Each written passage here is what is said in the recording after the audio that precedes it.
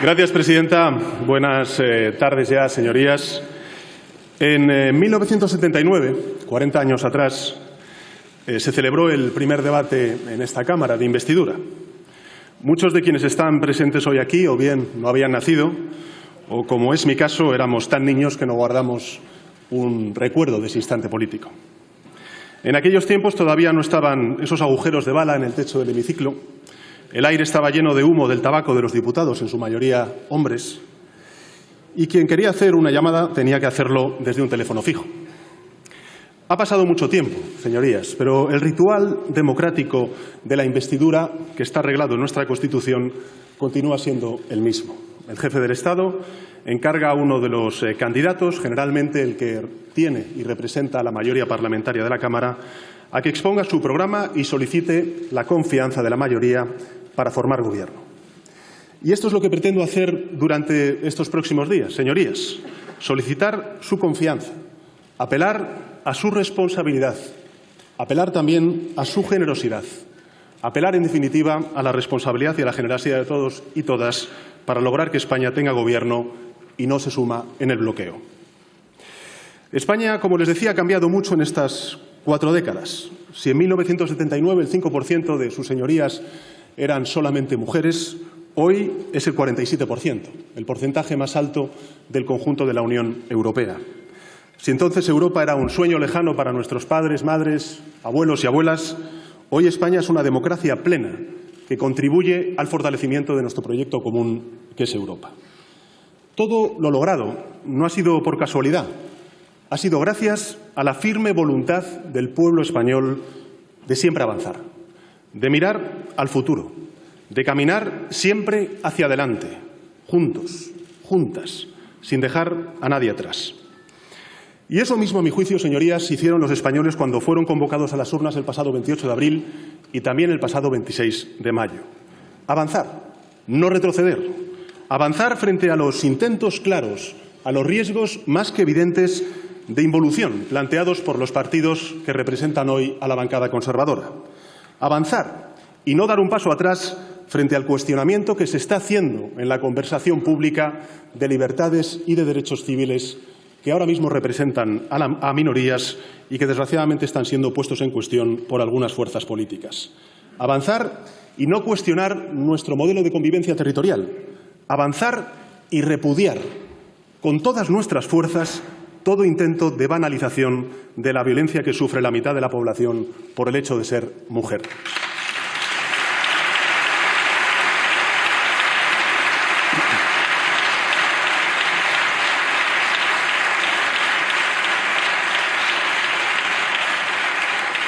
Ojalá este contundente mandato, expresado por los españoles el pasado 28 de abril y también el pasado 26 de mayo, sirviera para que los dos partidos de la bancada conservadora se alejaran de las redes autoritarias y la corriente reaccionaria que impregna la política europea y, desgraciadamente, también ha entrado en la Cámara española. Por lo pronto, los dos partidos conservadores y la ultraderecha han institucionalizado en ayuntamientos y en algunas comunidades autónomas la foto de la Plaza de Colón. Se olvidaron, señorías, de aquellos discursos que reivindicaban la lista más votada. Expulsaron del constitucionalismo a aquellas formaciones políticas que no piensan como ellas. Y con el mismo cordón sanitario que han puesto al Partido Socialista, se han puesto una soga a la ultraderecha y, en consecuencia, a la estabilidad política española. Señorías, me dirijo a ustedes en nombre de la fuerza más votada en las elecciones generales, en nombre de un partido que acumula más escaños que la suma de las dos siguientes fuerzas parlamentarias aquí presentes y que ostenta también la mayoría absoluta en el Senado. En nombre de un partido que este año, en el año 2019, cumple 140 años de vida y que quiere hacer efectivo el mandato de las urnas el pasado 28 de abril, que es que España avance y que lo haga con justicia social. El 28 de abril los ciudadanos debían escoger entre seguir encallados en la confrontación o apostar por la convivencia. Y dijeron claramente que querían avanzar en convivencia y en concordia. Entendieron que un país no puede avanzar dejándonos abandonados, o dejando abandonados, mejor dicho, en la exclusión a una parte de sus compatriotas. Y eligieron crecimiento y prosperidad. Eligieron cohesión social. Decidieron reivindicar la ejemplaridad y extirpar la corrupción de la vida pública que había sido la tónica habitual durante los últimos mandatos del Partido Popular. Decidieron reivindicar la ejemplaridad, decidieron y eligieron la limpieza en la política. Convivencia, cohesión, limpieza. Este fue el camino elegido por los ciudadanos y ciudadanas el pasado 28 de abril. Ellos y ellas ya han hecho lo que debían hacer, que es votar. ¿Qué ofrecen a los españoles los que le niegan el único gobierno posible? Los españoles, señorías, votaron por un gobierno progresista y también por una oposición responsable. Ahora somos nosotros quienes tenemos que ser útiles para servirles desde esta Cámara. Y esa tarea comienza por desbloquear inmediatamente la formación de un gobierno. Solo con un gobierno puede haber oposición. Y sin gobierno, lo único que hay es un vacío de poder. A tal fin, señorías, quiero trasladarles una primera oferta de pacto de Estado. Resulta evidente que el artículo 99 de nuestra Constitución, que es el que regula, como bien saben ustedes, el procedimiento de investidura de la presidencia del Gobierno, debe ser actualizado a la nueva realidad parlamentaria. Los ciudadanos no deben nunca más sufrir la amenaza de una repetición electoral con una votación basta. Y al igual que el sistema garantiza la conformación de los gobiernos municipales el pasado 15 de junio, y al igual también se garantiza por parte de muchos estatutos de autonomía la conformación de gobiernos autonómicos, y al igual también que el Gobierno de esta Cámara se garantiza en una sesión plenaria, así debe tener también garantía el Poder Ejecutivo a nivel nacional de poder ser constituido.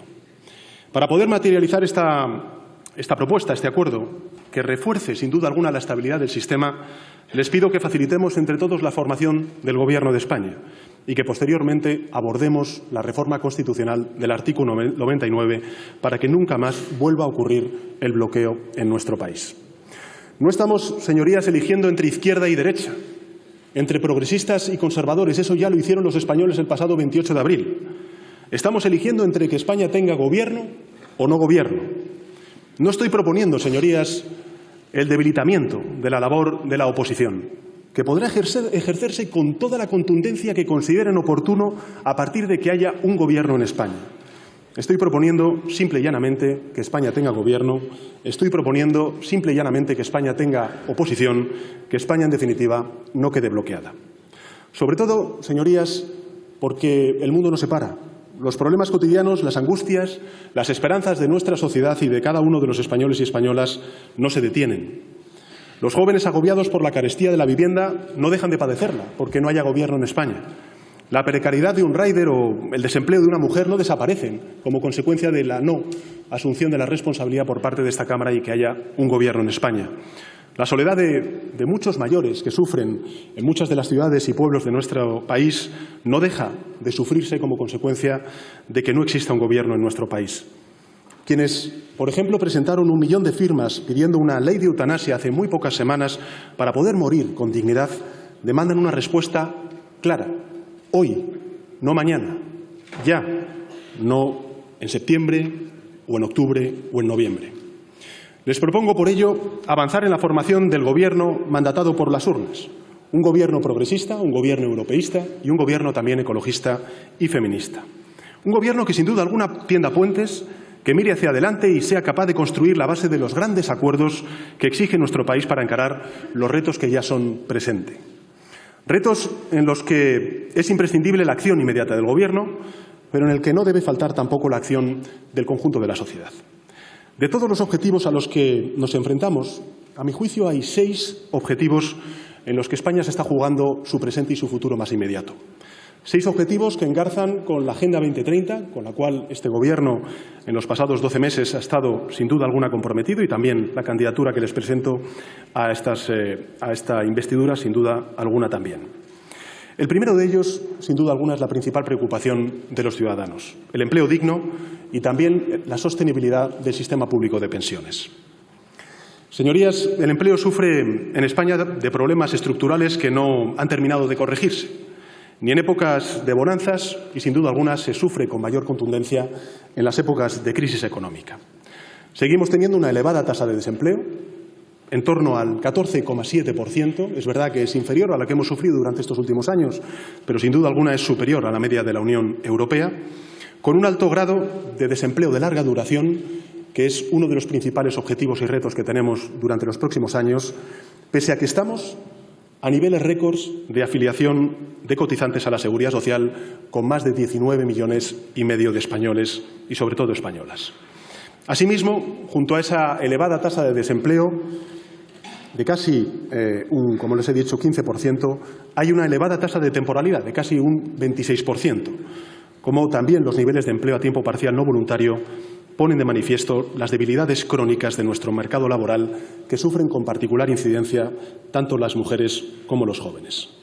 En consecuencia, la lógica es bien simple. Esta realidad del mercado laboral lo que hace es que muchos españoles y españolas sufran precariedad. Y la precariedad laboral se traduce en vidas en permanente estado de incertidumbre. 14 de cada 100 personas que trabajan en nuestro país son trabajadores pobres. No llegan a fin de mes con su sueldo.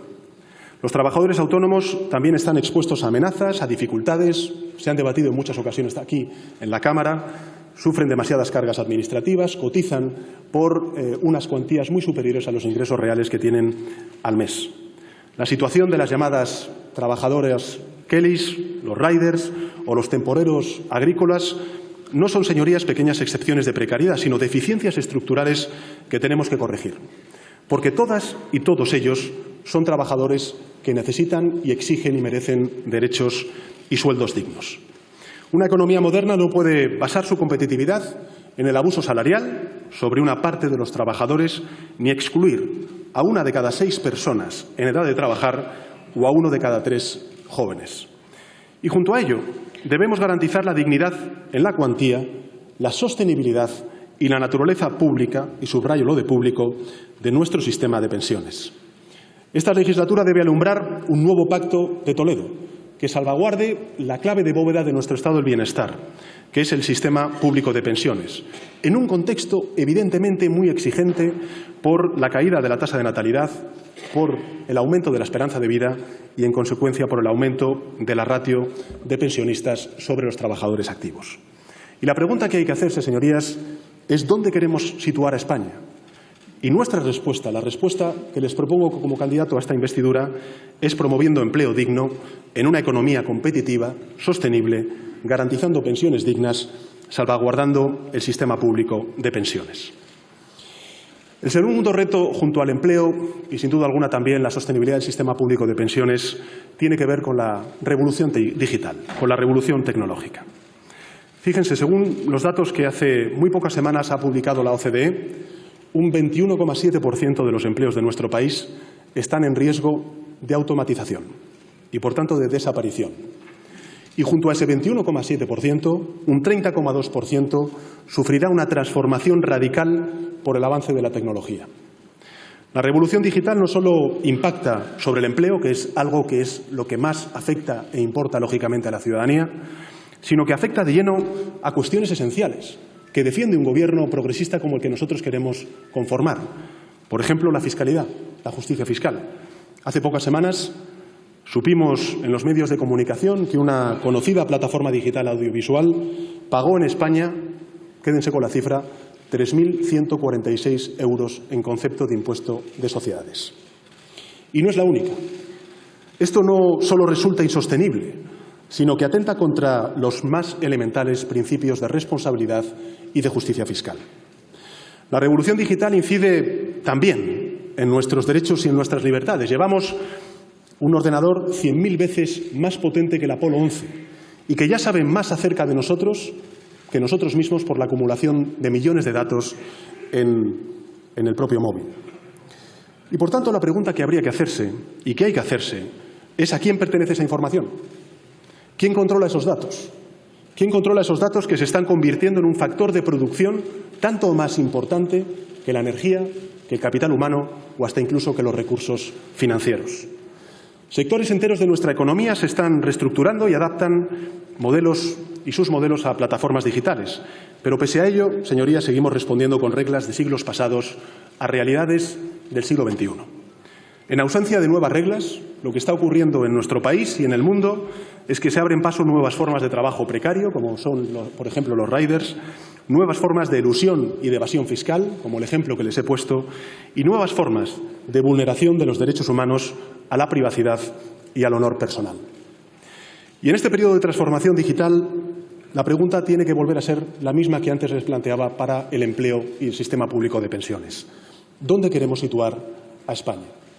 Nuestra respuesta es liderando en Europa, porque solamente se puede hacer en Europa, la revolución digital y protegiendo a la ciudadanía del poder de estos nuevos monopolios. El tercer gran reto al que nos enfrentamos es el de la emergencia climática. Este no es un desafío específico de España, es un desafío del conjunto de la humanidad, pero al que nuestro país singularmente está muy expuesto. Así lo demuestran los episodios de temperaturas extremas, las sequías. Este año, por ejemplo, es un paradigma de lo que les estoy explicando, el aumento del nivel del mar o incendios tan devastadores como los que hemos sufrido recientemente. La contaminación del aire mata y acorta la vida de muchas personas al año. ¿Es esta la sociedad, señorías, que queremos para nosotros y también para nuestros hijos y nuestros nietos? Si no tenemos planeta, lo que hagamos en otros ámbitos no va a servir para nada. Uno puede amueblar su casa sin paredes ni tejado. Por eso la sociedad, y en especial la gente joven, reclama que actuemos. Y que actuemos ya. Que detengamos esa dinámica suicida que está erosionando la casa en la que vivimos y amenaza definitivamente con destruirla. Y nuevamente la pregunta tiene que ser ¿dónde queremos situar a España en este desafío? Y nuestra respuesta vuelve a ser liderando la lucha, la adaptación y la mitigación al cambio climático, convirtiendo este gran desafío en lo que realmente puede llegar a ser, y es una gran oportunidad de prosperidad y progreso seguro para el conjunto de la ciudadanía española. Señorías, el cuarto reto al que quiero referirme está relacionado con la igualdad real y efectiva entre hombres y mujeres. La desigualdad que sufren las mujeres muestra su rostro más cruel en el machismo criminal. En 2018, casi la quinta parte de los homicidios registrados lo son por violencia de género. En apenas década y media, señorías, más de 1000 mujeres han sido asesinadas como consecuencia de la violencia de género. 1000 mujeres. Esta lacra tiene un nombre, se llama violencia machista, no tiene apellidos ni eufemismos, se someta o se cometa en una casa o en la jauría de una manada. Y aquellos que quieran banalizar este drama, retroceder al pasado o inventar conspiraciones, que tengan algo muy claro: nos van a tener enfrente.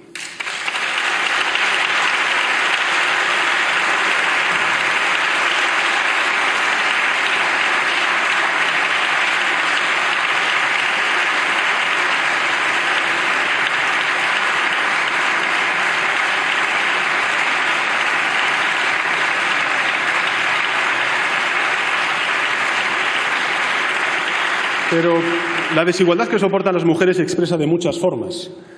La más visible es la participación injusta en el reparto de oportunidades, en las responsabilidades en el hogar y, sin duda alguna, también en los ingresos. Todo un despilfarro de recursos. Según las estimaciones propias del Ministerio de Economía, el Producto Interior Bruto de nuestro país crecería en un 15% más si se erradicara la brecha de género en el mercado de trabajo. La desigualdad es un problema de dignidad, pero también es un problema de derechos humanos. Es un problema de progreso social. Y la pregunta, en consecuencia, es ¿dónde queremos situar a España ante ese desafío? Y nuestra respuesta es siendo un referente mundial del feminismo y de la lucha por los derechos de la mujer. El quinto reto al que quiero hacer referencia es el de la desigualdad social. Hace pocos días conocíamos una cifra a todas luces escandalosa. 8,5 millones de españoles y españolas están en situación de exclusión social. La mitad de ellos sufren una exclusión severa, es decir, tienen una vivienda insegura y una precariedad laboral continuada. Y de todos ellos, 1.800.000 están directamente expulsados de la sociedad. Es decir, no tienen acceso a una vida digna ni esperanza razonable de conseguirla en el futuro. Todo ello en un país que es la cuarta economía de la zona euro y la 13ª del mundo. Vivimos, en consecuencia, en una sociedad que no da las mismas oportunidades a todos, en especial a todas. Y no es cierto que la desigualdad sea consecuencia de la falta de méritos. La desigualdad es consecuencia de fallos del sistema que hay que corregir, de fallos a veces estructurales, como los que nos llevan a tener una insoportable tasa de pobreza infantil que alcanza al 26,8% de los niños y niñas. ¿Alguien piensa que un niño malnutrido, con déficits escolares y carencias de todo tipo, puede desarrollar un proyecto de vida libremente? La desigualdad social no es solo una lacra moral, también, lógicamente, mina nuestra convivencia y socava las bases de nuestra democracia. Y, por tanto, la pregunta vuelve a ser la misma. ¿Dónde queremos situar a España? Y nuestra respuesta la respuesta que les planteo es en primera fila de la lucha contra la desigualdad social. Finalmente, señorías, nos enfrentamos al reto de fortalecer Europa manteniendo los valores que la fundamentan. La idea de una Europa unida está hoy, sin duda alguna, amenazada por quienes nunca han creído en ella. Y no solamente están fuera de Europa, también están dentro de Europa. España tiene que contribuir a un ideal en el que nuestra sociedad sigue creyendo con fuerza, con mucha contundencia. Por eso debemos proteger Europa, proteger sus ideales, proteger sus valores, proteger un modelo social único en el mundo. Europa, por lo demás, necesita afirmarse en el terreno de la tecnología, del cambio climático, de la industria, de la economía, y debe hacerlo a través de una mayor integración, reforzando un espacio económico sólido, capaz de competir con otras potencias globales. Todos los países europeos juntos somos un gigante entre gigantes. Por separado, incluso, el país más grande, es decir, Alemania, cuenta muy poco en el mundo del siglo XXI. Europa es, señorías, el espacio en el que se superan y se han superado definitivamente las rivalidades nacionalistas que han arrastrado a nuestro continente a dos guerras devastadoras. Europa es paz, es superación de egoísmos nacionales que hemos sorteado compartiendo soberanía, no cediendo soberanía, sino compartiéndola. Europa debe ser también el ámbito en el que se superen las rivalidades dentro de los países, el horizonte superador de nuestras propias tensiones internas. ¿Qué sentido tiene, señorías, fomentar la desunión, la desagregación, la división dentro de España cuando necesitamos más Unión Europea? ¿Qué sentido tiene levantar fronteras internas cuando precisamente lo que tenemos que hacer es derribar muchas fronteras externas? Es ir contra la historia. La superación de nuestras tensiones territoriales no vendrá solamente de la invocación de la ley, de la Constitución y de su aplicación, sin duda alguna necesaria. Derivará de un proyecto colectivo de regeneración nacional, de progreso y de inspiración europeísta. Señoras y señores, estos son los 6 grandes retos que tiene por delante España, a mi juicio, y estas son nuestras respuestas. Frente al desempleo y la precariedad, empleo digno en una economía competitiva, pensiones dignas y un sistema público sostenible. Frente al reto tecnológico, transformación digital. Frente al cambio climático, transición ecológica. Frente a la discriminación de la mujer, feminismo. Frente a la desigualdad, justicia social. Y frente a los desafíos globales, una España unida y diversa en una Europa diversa y unida. Y tengo que decirles, señorías, que podemos lograrlo, porque tenemos que aprender de nuestra propia historia. España vivió las primeras 3/4 partes del siglo XX una historia turbulenta y también, desgraciadamente, una larga dictadura. Tuvimos dificultades para la modernización del país, atravesamos las esperanzas quebradas por el golpe de Estado de la República y sufrimos 40 años de franquismo. Esa historia nos lleva a veces a no apreciar en su justa magnitud lo que hemos logrado durante estos últimos 40 años. Un país en el que no hay ninguna justificación para no apreciar lo que hemos logrado. Un país del que debemos sentirnos tremendamente orgullosos. Un país que ha sabido siempre convertir las amenazas en grandes éxitos colectivos. Muchos de nuestros mayores recuerdan bien la vida que casi miserable de nuestros abuelos, de nuestras abuelas, de la España definitivamente en la que nacieron. Hambre, pobreza extendida, carreteras sin asfaltar o pueblos sin luz eléctrica. En 1975 salimos de la dictadura. Hoy somos una de las 20 democracias plenas del mundo. Y 40 años después, el Gobierno espera dar pronto cumplimiento a la Ley de Memoria Histórica y también al mandato de esta Cámara, porque una democracia no puede tener un mausoleo dedicado al dictador.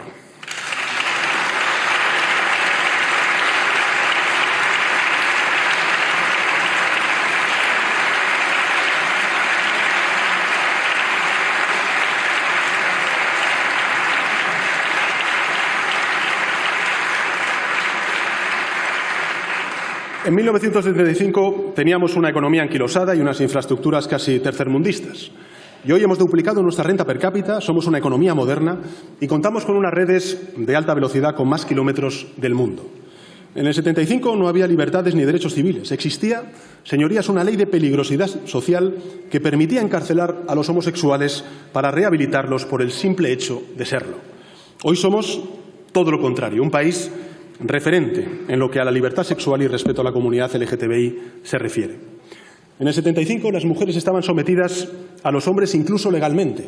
Hoy, cada 8 de marzo, España es noticia a nivel mundial por su compromiso en defensa del feminismo. En el 75 Europa nos cerraba sus puertas y hoy estamos en su núcleo de decisión.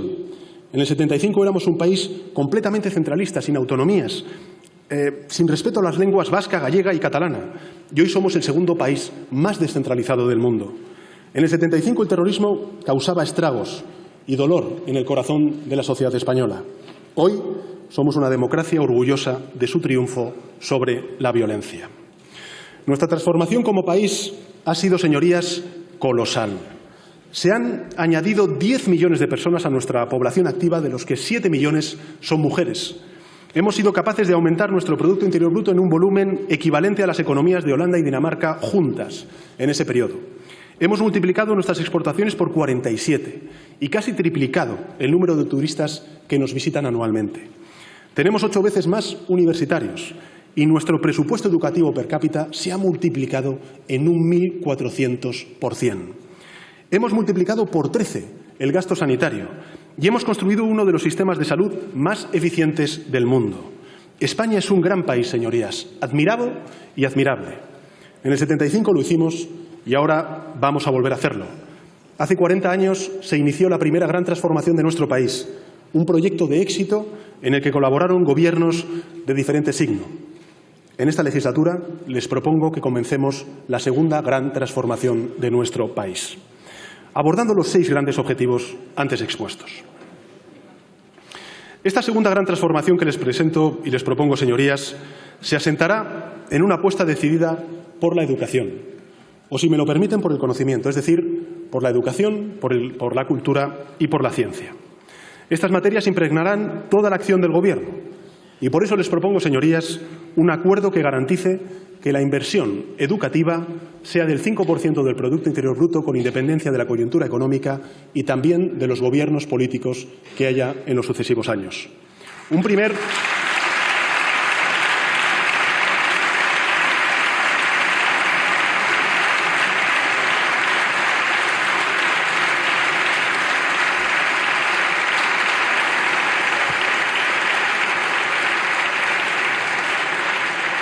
compromiso para transmitir a la sociedad una idea clara, y es que el Poder Ejecutivo y el Poder Legislativo apuestan de verdad por la educación de nuestros hijos y nuestras hijas. La educación nos abre las puertas de lo que somos como personas. No es solamente un instrumento productivo, no es solo una herramienta de transformación, no es solo un vehículo de conciencia democrática y de respeto. Este año, a mí me emocionó el otro día leer una noticia que decía que uno de los estudiantes con las máximas calificaciones en selectividad, señorías, Carlos Rodríguez, decía en un medio de comunicación que quería iniciar estudios de dramaturgia en la Real Escuela de Arte Dramático de Madrid y podría elegir cualquiera de los grados más prestigiosos o con más salidas laborales, cualquiera de las carreras que hoy no tiene desempleo y que estamos viendo en muchos medios de comunicación, como las matemáticas, o que garantizan unos ingresos elevados. Pero ha elegido lo que en definitiva mueve sus sueños. Para eso está la educación, para sacar de cada uno lo mejor que puede dar a la sociedad y que puede darse a sí mismo. Señorías, los 6 retos expuestos debemos afrontarlos con urgencia. No podemos esperar mucho más tiempo si no queremos que España pierda el tren del progreso. Y debemos hacerlo, además, en un contexto económico complejo, al que me quiero referir a continuación. Nuestra economía es verdad que sigue creciendo de forma robusta, pero también es cierto que tiende a aminorar su ritmo de crecimiento. Con todo, es verdad que crecemos sustancialmente más que los países de nuestro entorno y también es cierto que durante estas últimas semanas hemos tenido muy buenas noticias porque las previsiones de crecimiento para este año se han elevado por distintos organismos internacionales. Hace unos meses, el consenso de los analistas estimaba que nuestra economía iba a crecer en torno al 2,2% en 2019. Y el mes pasado, el Banco de España subió esta previsión al 2,4% y la Comisión Europea las acaba de situar en el 2,3%. España, por lo tanto, va a duplicar aproximadamente el crecimiento previsto para este año respecto a la zona euro. Y lo que es más importante, lo va a hacer de forma mucho más equilibrada como consecuencia del comportamiento virtuoso de nuestro sector exterior. En los últimos 12 meses se han creado más de 510.000 empleos y el paro registrado se ha reducido en cerca de 150.000 personas. El número de afiliados a la Seguridad Social, como antes les he indicado, ha superado los 19,5 millones por primera vez en la historia de nuestro país. Y todo indica que este mismo mes de julio el número de parados caerá por debajo de los 3 millones por primera vez desde el año 2008. En lo que respecta a las cuentas públicas, el déficit se situó al cierre del 2018 en un 2,5% del Producto Interior Bruto, es decir, 6 décimas mejor que el año anterior.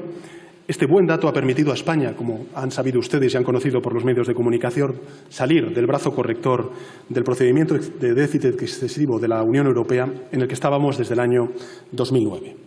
Por primera vez, desde el inicio de la crisis, el conjunto de las administraciones públicas cuenta con superávit primario y, asimismo, la deuda pública se redujo hasta el 97,1% del PIB, ligeramente más de lo esperado. Pero no nos conformamos, queremos ir a más. Tenemos por objetivo sanear las cuentas públicas, reducir el déficit total de las administraciones públicas hasta el 2% del PIB este año y situar la deuda pública en el 95,8% del PIB durante este año. Pese a todo ello, señorías, debemos huir de la complacencia. Y tenemos que hacerlo en primer lugar porque si algo hemos aprendido durante esta última década es que no basta con crecer. Hay que hacerlo en base a un crecimiento sólido, con aumentos de la productividad y de la competitividad. No basta con crecer, es necesario que los frutos de ese crecimiento también se puedan redistribuir al conjunto de la sociedad para reducir las lacerantes desigualdades que sufre buena parte de la población española. No basta con crear empleo, es necesario que ese empleo sea de calidad y esté correctamente remunerado para que el 14% de nuestros trabajadores, que hoy son trabajadores pobres, puedan llegar a fin de mes. No basta con reducir el déficit público, sin duda alguna es importante, pero también es necesario recuperar la inversión pública y apuntalar la inversión social tras años de deterioro de nuestro estado del bienestar. Solo así serán compatibles el crecimiento y la igualdad. Solo así haremos posible la lectura y la lección de la última crisis económica y financiera, que crecimiento sin cohesión social y cohesión social sin crecimiento no son posibles. En segundo lugar, debemos huir de la complacencia por las incertidumbres del contexto internacional. Por ello, debemos ser obligadamente prudentes. El aumento de las tensiones proteccionistas y las dudas que todavía no se acaban de despejar en relación con la salida del Reino Unido de la Unión Europea son realidades que debemos tener muy presentes a la hora, primero, de conocer y conceptualizar el contexto económico de nuestro país y, sin duda alguna, también saber cuál es el programa de gobierno que podemos llevar a cabo. Y, finalmente, no sería prudente fiarlo todo al buen momento del ciclo económico, que sin duda alguna estamos teniendo, pese a las dificultades, porque los ciclos económicos se rigen por sus propias leyes y porque nuestra economía se enfrenta a reformas estructurales que no deben postergarse. Reformas, como les he dicho antes, en la educación y las políticas activas de empleo. Reformas que permitan diversificar territorialmente las inversiones y nuestras relaciones comerciales con el mundo. Reformas en el mercado de trabajo, a favor del emprendimiento, la innovación, la mayor dimensión del tejido empresarial hoy muy atomizado en nuestro país. Reformas para garantizar la competitividad de nuestro sector industrial, energético, que debe ser cada día más verde. Reformas, en definitiva, que permitan sostener nuestro estado del bienestar y, por ello, modernizar nuestro sistema fiscal y nuestros sistemas de financiación autonómica y local. Señorías, paso a continuación a desgranar las medidas que propongo a la Cámara en cada uno de estos 6 objetivos de legislatura. El primero, como les expuse, es el mercado laboral y el sistema público de pensiones. Cada vez que se produce, y lo saben ustedes igual que yo, una revolución tecnológica como la que estamos viviendo ahora mismo, los países deben enfrentarse a un doble reto. Por un lado, deben modernizar su tejido productivo y, sin duda alguna, también actualizar su sistema educativo. Y de otro, tenemos que actualizar los marcos laborales, las redes, mejor dicho, de protección social y los mecanismos de redistribución a fin de garantizar la justicia social y proteger a quienes van a verse más afectados por esta disrupción tecnológica. Esta revolución representa una gran oportunidad para España porque puede resolver los problemas estructurales en el ámbito del mercado laboral. Y me explico. En los últimos 12 meses de Gobierno aprobamos, gracias también a la aportación y al apoyo de otras fuerzas parlamentarias, la subida del salario mínimo interprofesional a 900 euros. Aprobamos un plan director por un trabajo digno y regulamos el registro de jornada laboral para garantizar el respeto a los límites horarios y la retribución de las horas extraordinarias. Pero eso es solo el principio de la modernización de nuestro sistema laboral. Es necesario poner en marcha un paquete transversal, a mi juicio, de 10 medidas. Con un primer punto, un nuevo Estatuto de los Trabajadores que blinde derechos y regule las nuevas relaciones laborales. Es evidente que tenemos que actualizar de forma integral nuestro Estatuto de los Trabajadores, que data del año 80 del siglo pasado, porque las plataformas digitales, la robotización, han desfigurado completamente los conceptos clásicos del empresario, del trabajador por cuenta ajena e incluso también del trabajador autónomo, como estamos viendo continuamente en los medios de comunicación y en el día a día más inmediato, más próximo, estoy convencido, con familiares y con amigos de todas sus señorías. En el menor tiempo posible, señorías, me comprometo a traer a la Cámara una propuesta basada en el diálogo social. Un nuevo Estatuto de los Trabajadores que tenga como fundamento el paradigma del trabajo decente de Naciones Unidas y de la Organización Mundial, o mejor dicho, Internacional del Trabajo, que exige, entre otros aspectos, que la contratación indefinida sea la forma habitual, ordinaria, de contratación. Un estatuto técnicamente solvente y que proporcione seguridad jurídica a todas las partes. En definitiva, un estatuto para las próximas generaciones. Todo ello sin perjuicio de abordar, lógicamente de forma urgente, medidas en el marco del diálogo social para derogar los aspectos más lesivos de la reforma laboral impuesta en 2012. En segundo lugar, promoveremos la incorporación de los jóvenes al mercado de trabajo a través de ayudas, de programas, prácticas y también de políticas activas de empleo. Pero, sobre todo, lo que vamos a hacer es aprobar un estatuto del becario que protegerá a quienes dan sus primeros pasos en el mundo laboral, fomentando su retribución y evitando el encadenamiento ilimitado de periodos de prácticas.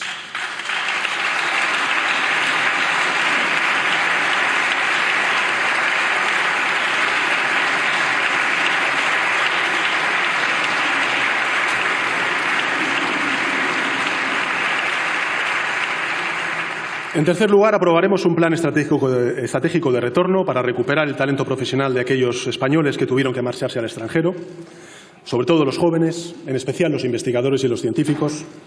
En cuarto lugar, aprobaremos una ley de igualdad en nuestro mercado de trabajo, a la que me referiré posteriormente. En quinto lugar, transformaremos las políticas activas de empleo para garantizar la formación continua a lo largo de la vida y mejorar las oportunidades de los desempleados de larga duración. Propondremos, además, una reordenación y la simplificación de los subsidios por desempleo con el objetivo de elevar la tasa de cobertura y la intensidad de la protección de aquellos que lo necesitan. En sexto lugar, en el plazo de un año, aprobaremos un nuevo plan director por el trabajo digno que tan buenos resultados está dando. En séptimo lugar, avanzaremos en la mejora de las condiciones de los trabajadores y trabajadoras autónomos, universalizando sus derechos laborales y reduciendo trabas y cargas administrativas. Vamos a modificar esta legislatura, señorías, esta legislatura sí, el régimen especial para que coticen de acuerdo a sus ingresos reales.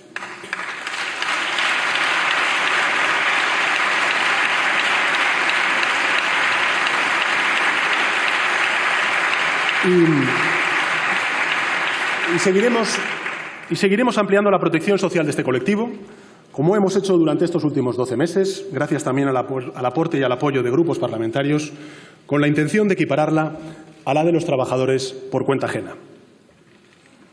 En octavo lugar, vamos a reforzar el apoyo a las empresas de la economía social como modelo de empresa sostenible, integradora, generadora de empleo de calidad. En noveno lugar, vamos a impulsar un gran pacto social y político para la racionalización de los horarios, para que los españoles y, sobre todo, las españolas tengamos las mismas posibilidades de compaginar la vida personal, familiar y laboral. Y, finalmente, abordaremos junto a los agentes sociales un pacto de rentas para mejorar los niveles salariales de los hombres y mujeres trabajadoras, cuya punta de lanza será, lógicamente, el crecimiento y la elevación del salario mínimo interprofesional en consonancia con lo marcado por la Carta Social Europea.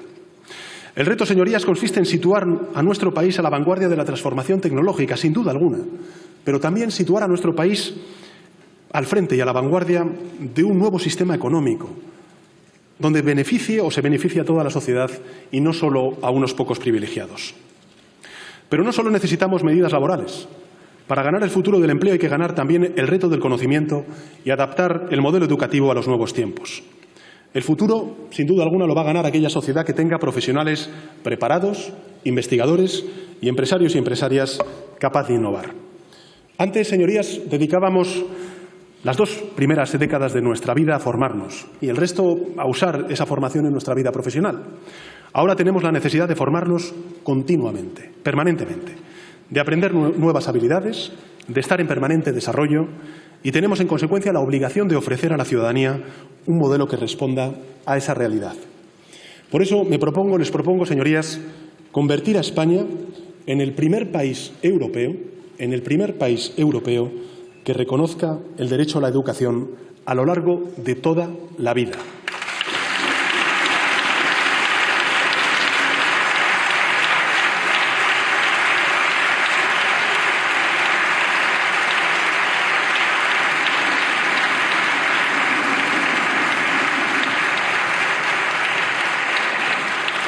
Eso va a implicar un esfuerzo, un cambio muy elevado, muy importante, muy intenso. Vamos a tener que crear sistemas formativos que aún no existen, señorías. Vamos a tener que desarrollar un nuevo ecosistema educativo integrado por universidades, por centros públicos, pero también por centros privados de formación profesional y por empresas. Ese ecosistema nos permitirá proveer de cursos y de itinerarios lo suficientemente flexibles y adaptados a la realidad laboral que estamos viviendo, para que los ciudadanos y ciudadanas tengan la oportunidad de reiniciarse profesionalmente cuando así lo deseen o cuando así lo necesiten. Fíjense, hace unos días me emocionó leer la historia de un hombre que empezó a trabajar... Sí, otro. Sí, señorías, otro. Que empezó a trabajar cuando tenía 7 años. Empezó a trabajar con 7 años en el campo. Y a pesar de ello caminaba 15 kilómetros diarios para ir a una escuela nocturna y obtener su graduado, que finalmente aprobó. Ese mismo hombre, ya jubilado y cuidando hoy de su nieta, ha aprobado la educación secundaria obligatoria. Esto es España, señorías.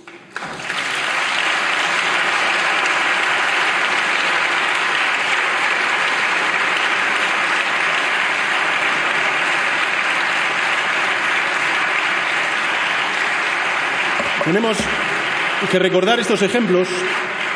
Tenemos que recordar estos ejemplos para inspirar a la sociedad a seguir aprendiendo siempre.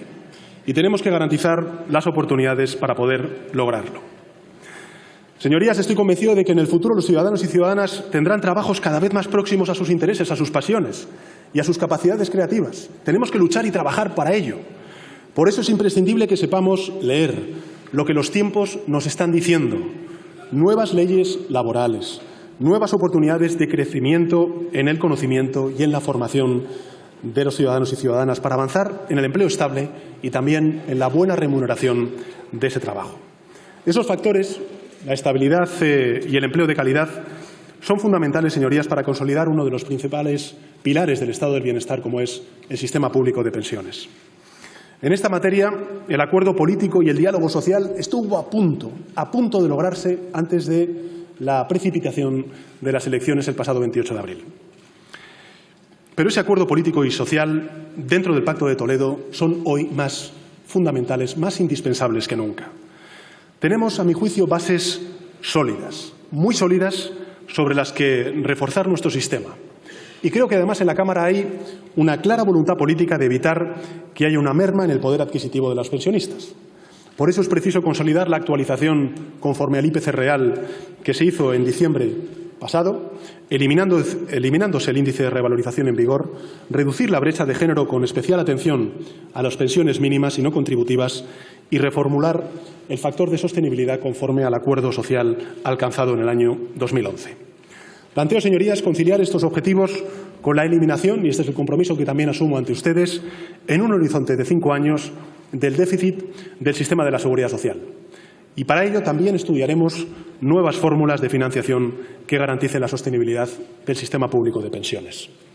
Estas medidas se van a complementar mediante una reordenación de las bonificaciones, que es evidente, y hay acuerdo ya también en el seno de la Comisión del Pacto de Toledo, destinándolas exclusivamente a la inserción en el mercado laboral de los colectivos más vulnerables. En definitiva, señorías, lo que les propongo en este primer capítulo es avanzar con justicia social, con un nuevo estatuto de los trabajadores, con medidas de choque contra el desempleo, con una ambición educativa firme, determinada por el Poder Ejecutivo y también por el Poder Legislativo, y renovar el Pacto de Toledo. A continuación, les desarrollaré las medidas para abordar la revolución tecnológica. En 4 años, el tráfico de datos, señorías, se va a multiplicar por 5. El Internet de las cosas hará que todo esté conectado entre sí y, en consecuencia, emita información. Los vehículos, los electrodomésticos, las zapatillas de deporte con las que corremos, las bombillas, la inteligencia artificial, la biotecnología, el Big Data, son procesos, en definitiva, que van a transformar, ya están transformando el mundo. Las economías, las relaciones de poder, como, por cierto, ha ocurrido siempre en las revoluciones tecnológicas. Pero hay una gran diferencia respecto a esas revoluciones tecnológicas y la actual. Y es que esta es la primera vez que España está en posición de liderar esta revolución digital. Porque tenemos todas las herramientas para hacerlo y no podemos, en consecuencia, perder esta oportunidad. España, señorías, hay muy poca gente que lo sabe, pero hay que subrayarlo y decirlo permanentemente y de manera recurrente. España, señorías, es el país europeo con mayor cobertura de fibra óptica hasta el hogar, con un 77,4%. Solo en nuestro país hay más fibra que en la suma de las grandes economías europeas. España es, de hecho, el 5º país de la Unión Europea y el 8º del mundo con un mayor Internet inclusivo. Tenemos, en suma, las mejores llaves del futuro. España acaba de ser, y estuve hace poco precisamente con los científicos en Barcelona, acaba de ser elegida para instalar el supercomputador Mare Nostrum 5, que es una gran infraestructura tecnológica, que demuestra además cómo, cuando podemos cooperar el Ayuntamiento de Barcelona y la Generalitat de Cataluña, el Gobierno de España y también las instituciones europeas, hacemos grandes cosas por nuestro país y también por Cataluña y por la ciudad de Barcelona. Avances como este no pueden ser una excepción, deben ser la norma. Y solamente en el marco de estabilidad inversora podremos explotar todo el potencial de nuestro país y dar respuesta a las grandes demandas, a los grandes desafíos del sector. El Gobierno, como saben, en estos 12 meses de la pasada legislatura, aprobó la Estrategia Española de I+D+I, que sirve de base a la Estrategia Nacional de Inteligencia Artificial que vamos a presentar antes de finalizar el año. En ella se van a abordar el impacto ético, el impacto laboral, el impacto económico y social de este tipo de tecnologías. Y vamos a invertir, les anuncio, de forma decidida. Vamos a convertir a España en un país de referencia, porque no podemos permitirnos ser el único país del conjunto de países europeos, sobre todo de las principales economías, que retrocede en inversión en I+D+I. Es necesario avanzar, llegar a ese 2% del Producto Interior Bruto que es y representa la media europea. Para ello, señorías, les propongo algo bien sencillo, algo que, cuando hemos hablado con los colectivos científicos, todos y cada uno de los grupos parlamentarios que aquí estamos presentes, lo hemos explicitado. Y es que esta legislatura sea la legislatura del Pacto por la Ciencia. Uno de los objetivos será el aumento progresivo de la inversión en I+D+I, hasta situarnos, como les he dicho antes, en la media europea.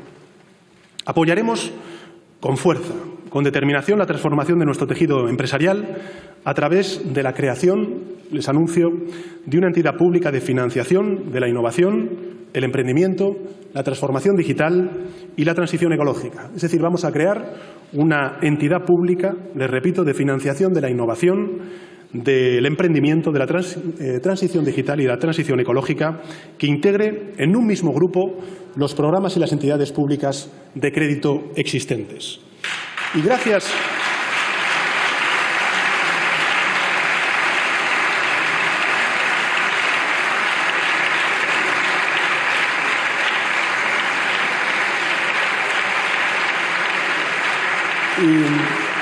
gracias a la Estrategia Nación Emprendedora que ya pusimos en marcha hace 12 meses, aprobaremos una ley de startups que reconocerá la naturaleza específica de estas nuevas empresas y también sus demandas e incentivos fiscales para la financiación y su desarrollo. Fíjense, la ciudad de Madrid, la ciudad de Barcelona están en la lista de las 10 ciudades europeas donde han nacido más startups en 2018. Por tanto, no hablamos de lograr, sino de consolidar lo logrado y ampliarlo a más territorios. Cuando nos referimos a la economía digital, lógicamente también estamos hablando de las pymes. Las pymes tienen en la innovación y en la digitalización una oportunidad única que ya están aprovechando. Les voy a dar algunos datos para que veamos la magnitud de lo que está aconteciendo en nuestro tejido primordial, que es el de las pymes. El 18% de las pymes vende a través ya de Internet. El 7% realiza ventas transfronterizas, ampliando, lógicamente, sus mercados. Nuestras pequeñas y medianas empresas han obtenido más de 3.300 millones de euros de la Unión Europea para inversiones en I+D+I. Y somos el país que más proyectos de colaboración lidera en este ámbito en el conjunto de la Unión Europea. Por ello, a principios del próximo año aprobaremos el Marco Estratégico de Pymes 2030 y lo pondremos en marcha de forma inmediata. Tenemos que aumentar, por lo demás, el peso de la industria en nuestro sector productivo para llegar al 20% del PIB, que es lo que nos recomienda la Unión Europea.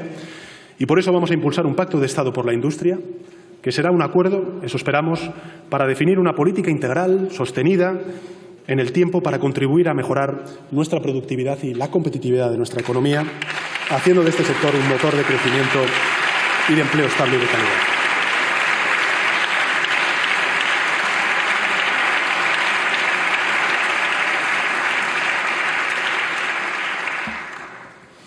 La transformación digital será también un instrumento clave dentro de nuestro plan estratégico de apoyo a las industrias culturales, a las industrias creativas, con especial atención al sector audiovisual y al de videojuegos. Reforzaremos la digitalización de contenidos en todos los ámbitos como forma de preservar el patrimonio cultural de nuestro país. Pero, señorías, la cultura es mucho más que el sector industrial. Y en este sentido, completaremos en esta legislatura el desarrollo del Estatuto del Artista, que también ha sido objeto de consenso por parte de los distintos grupos parlamentarios durante la pasada legislatura. Crearemos la Oficina de Derechos de Autor y aprobaremos, esperamos que esta legislatura sí, una ley de mecenazgo que necesita el tercer sector y, en particular, el sector cultural.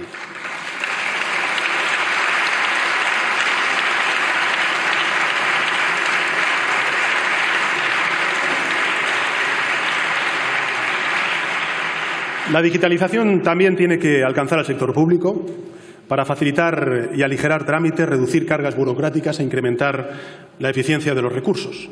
Daremos, en esto tengo que decirles, señorías, que nos vamos a comprometer, y yo personalmente, vamos a dar un impulso importante a la Administración digital y pondremos en práctica herramientas como la plataforma de Carpeta Ciudadana 2020, que será un espacio único con la información y los trámites de múltiples relaciones de los ciudadanos con la Administración. Además, vamos a incorporar herramientas de inteligencia artificial en ámbitos como la sanidad para mejorar los diagnósticos y optimizar recursos. La digitalización ofrece infinidad de posibilidades para facilitar la vida de los ciudadanos, pero para ello hay que facilitar también su conectividad y garantizar derechos digitales, protegiéndolos de posibles ataques y violaciones en su seguridad. En este sentido, señorías, vamos a desarrollar la estrategia de ciudadanía digital, vamos a poner en marcha un bono social de acceso a Internet para colectivos vulnerables y vamos también a desarrollar servicios de capacitación para quienes estén en riesgo de exclusión digital. Y, al mismo tiempo, impulsaremos una Carta de Derechos Digitales y crearemos un certificado digital para medir el nivel de respeto a esos derechos por parte del sector privado. Y también regularemos los requisitos del derecho al testamento digital y prepararemos una estrategia nacional para la lucha contra la desinformación. Para poder utilizar los productos digitales con total seguridad, señorías, aprobaremos el Plan de Ciberseguridad y la creación del Foro Nacional de Ciberseguridad, Y además potenciaremos la Oficina de Coordinación Cibernética entre la Policía Nacional y la Guardia Civil y pondremos en marcha el Centro de Operaciones de Ciberseguridad. Señorías, es necesario apostar decididamente por la ciencia y el conocimiento para la formación del capital humano que todos estos desafíos requieren, exigen. Por eso, la nueva ley educativa deberá atender a este problema. Invertiremos más recursos en un plan de transformación digital de la educación y singularmente de la formación profesional, y apostaremos por la innovación educativa y por la competencia digital del profesorado, del alumnado y de los propios centros. En un plazo de un solo año, señorías, en un plazo de un solo año me comprometo ante ustedes a incorporar a todos los estudios de formación profesional un módulo sobre digitalización en cada titulación. Vamos a apostar, señorías, en esta legislatura decididamente por la formación profesional. Diseñaremos 80 nuevas ofertas asociadas. 80 nuevas ofertas asociadas, entre otras, a la fabricación inteligente, a la inteligencia artificial, al Big Data, a la realidad virtual y aumentada, a la robótica colaborativa, a los vehículos autónomos, a los drones, a las redes 5G y el diseño de videojuegos. 80 nuevas titulaciones atractivas para nuestros jóvenes y adaptadas al mercado laboral del presente.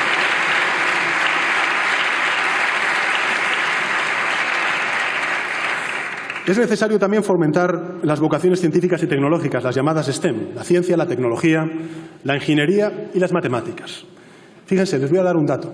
El número de estudiantes que optan por esta formación está decreciendo cada año y, en especial, está decreciendo entre las mujeres.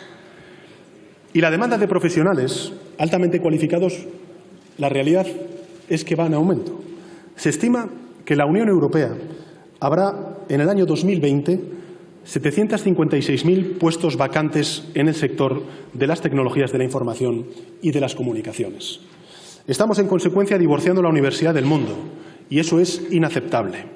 Por eso, les anuncio que propondremos una nueva ley orgánica del sistema universitario consensuada entre la propia comunidad educativa, los agentes sociales, los gobiernos autonómicos y también las fuerzas parlamentarias. Esto es, en suma, el horizonte de gobierno que les planteo en esta materia, señorías. La apuesta por la ciencia, por la innovación, la estrategia de liderazgo en la revolución industrial 4.0 y una reforma educativa que adecúe los conocimientos que se imparten al mundo real en el que vivimos. Señorías, como les dije, el tercero de los 6 objetivos de acción del Gobierno es el de la transición ecológica. La emergencia climática no es solamente un reto de país, es un reto global.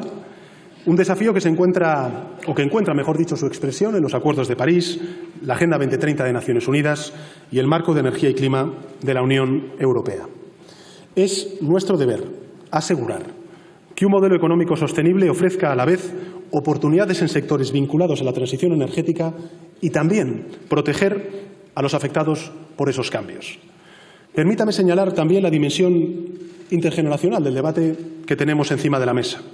Porque son los jóvenes quienes nos están diciendo y los que se sitúan a la vanguardia de una causa que no es solamente justa, sino que también es urgente. En los últimos 12 meses, señorías, sentamos las bases para la transformación de nuestro modelo energético con el Marco Estratégico de Energía y Clima, que ha incluido la aprobación del borrador del Plan Nacional Integrado de Energía y Clima y la Estrategia de Transición Justa. De todos los planes de actuación de la Comisión Europea, señorías, el de España fue reconocido como el más completo y el más riguroso. Trazamos el rumbo a seguir en estos últimos 12 meses. Ahora se trata de seguir avanzando, con la aprobación, cuanto antes mejor, de una ley de cambio climático y de transición energética. Para ello propongo actuar, señorías, en 4 ámbitos. En primer lugar, a nivel internacional, con España a la vanguardia en la respuesta multilateral a este desafío. En segundo lugar, a nivel estatal, promoviendo la adaptación de nuestra normativa, como hemos hecho durante estos últimos 12 meses. En tercer lugar, a nivel corporativo, fomentando una gran alianza público-privada con nuestras empresas. Y, en cuarto lugar, a nivel ciudadano, impulsando una toma de conciencia colectiva, siguiendo la estela de lo que nos demandan y exigen los jóvenes de nuestro país. Se dice, señorías, que es más fácil cambiar las leyes que cambiar las conciencias. Contar con una complicidad creciente por parte de la sociedad es nuestra mejor garantía, nuestra mejor esperanza para ganar este desafío. Es imprescindible vincular crecimiento sostenible y transición ecológica justa. Y, por tanto, les propongo avanzar con decisión en este ámbito. Primero, por convicción moral, pero también porque hay enormes oportunidades en la economía verde para crear empleo y también para reducir la dependencia energética de nuestro país. La lucha contra el cambio climático, o mejor dicho ya, vamos a hablar claro, la adaptación y la mitigación del cambio climático tiene en la movilidad de las ciudades y en el urbanismo uno de sus escenarios principales. Por eso vamos a avanzar en la triple dirección que les propongo y que espero poder contar con el consenso amplio de la Cámara. En primer lugar, con una estrategia y una ley de movilidad sostenible. Reconocer y garantizar el derecho a una movilidad eficaz, intermodal, conectada, avanzando de la mano del sector industrial. Lo haremos mediante el Plan Estratégico de Apoyo Integral al sector de la automoción que se va a ejecutar durante los próximos 6 años, del año 2019 al año 2025. En segundo lugar, a través de la rehabilitación energética, con el compromiso de actuar en 100.000 viviendas al año en nuestro país. Y en tercer lugar, lucha sin cuartel contra la contaminación en el ámbito urbano. Regularemos la obligación de que las ciudades de más de 50.000 habitantes se doten de zonas de bajas emisiones con restricciones para los vehículos más contaminantes.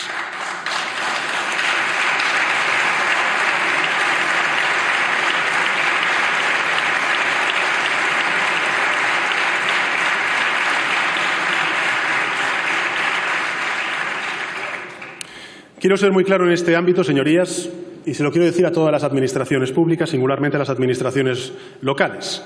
Máxima exigencia con todas las administraciones. Nadie va a parar Madrid Central.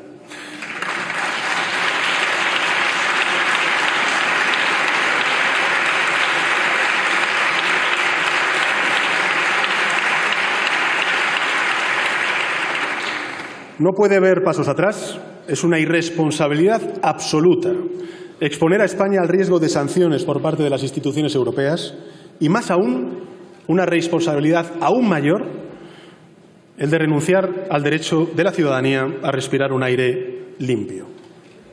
Por lo demás, señorías, la OCDE acaba de afirmarlo con claridad, con rotundidad. Nuestro país tiene una asignatura pendiente en la fiscalidad medioambiental. No podemos seguir estando a la cola de la Unión Europea.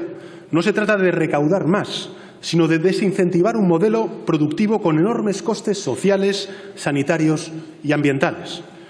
Además, el Gobierno apostará por la emisión de bonos verdes que vinculen la deuda pública a la financiación de proyectos de bajo carbono. La transformación de nuestro modelo energético debe ser justa con los territorios y con los sectores damnificados por este cambio de paradigma. Y además tiene que ser solidaria e inclusiva. Y en esto hemos avanzado mucho durante este último año, señorías. Por ejemplo, con la Estrategia Nacional contra la Pobreza Energética, que supuso la mejora y la unificación de los bonos sociales eléctrico y térmico y, además, la eliminación del llamado impuesto al sol. Medidas que tienen un horizonte bien claro, bien firme, y es bajar el precio de la luz a los hogares. Pero esa transformación también debe aportar un valor añadido a nuestra economía. Y en este sentido, señorías, quiero decirles que el Estatuto del Consumidor Electrointensivo parte de esa filosofía. Parte de la filosofía de potenciar la competitividad de la industria, mitigando los costes de electricidad para aquellas empresas en las que dicho concepto tiene un peso relevante, específico, y que no podemos obviar. Esa medida ilustra, a mi juicio, el camino a seguir, que es la compensación de costes, la exención de pagos, a cambio de ser más eficientes y, lógicamente, de mantener y de crear empleo.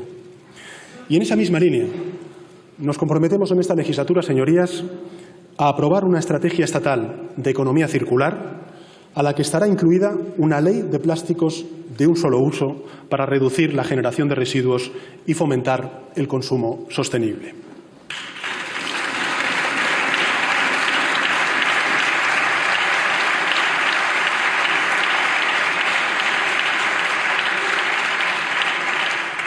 La sostenibilidad debe impregnar todos los sectores del desarrollo industrial y por eso vamos a aprobar un plan con el Horizonte 2030 para la transición ecológica y la descarbonización, maximizando las oportunidades de las industrias y mejorando su competitividad. También el sector turístico es clave en nuestra economía, como bien saben, e impulsaremos en este ámbito una estrategia de turismo sostenible 2030. Hay algo que en muchas ocasiones, señorías, pasa desapercibido en la conversación pública, pero en nuestro país, España, Es el país con más reservas del mundo de la biosfera. Y para estar a la altura de ese patrimonio pondremos en marcha dos medidas. La primera de ellas, una estrategia estatal de conservación de la biodiversidad y otra de infraestructura verde, conectividad y restauración ecológica. De nosotros, señorías, depende no solo preservar nuestra riqueza ambiental, sino hacer de ella una palanca de desarrollo para la España interior, para la mal llamada España vacía. Señorías, nos enfrentamos a la amenaza que representa la escasez de recursos estratégicos. Lo estamos viendo en forma de sequía claramente durante este año. Por eso es necesario actuar en ámbitos como el de la gestión del agua. Y por eso les propongo aprobar un nuevo marco basado en el reconocimiento del derecho al acceso al agua, a la sostenibilidad y a la autosuficiencia de nuestras cuencas. España quiere, puede y debe ser un referente global en esta lucha por la transición ecológica justa. Queremos que se nos reconozca por ser un país no solamente que cumple con sus compromisos, no solo porque es consciente de las consecuencias que ello entraña, la inacción me refiero, sino porque convertimos estos desafíos en una palanca de cambio para avanzar. Para avanzar en la reducción de nuestra dependencia energética en 15 puntos en una década. Para avanzar en el desarrollo de energías limpias y mejorar nuestra competitividad. Avanzar, en definitiva, para que España esté a la vanguardia de la nueva ilustración ambiental que marcará esta era de transformación. Señoras y señores diputados, el nombre del cuarto eje de mi programa es el compromiso, como les he dicho al principio de mi intervención, con la causa feminista y la defensa a ultranza de la igualdad. Antes he dicho la cifra, pero me parece que es importante volver a ponerla encima de la mesa para que seamos conscientes del enorme desafío que tenemos como sociedad. 1000 mujeres han sido asesinadas por la violencia machista desde enero de 2003. Las últimas 2 asesinadas, una ayer en Vilalba y otra hoy, presumiblemente, en Calpe. Un abrazo para sus seres queridos y, sin duda alguna, la solidaridad para quienes están sufriendo la violencia de género.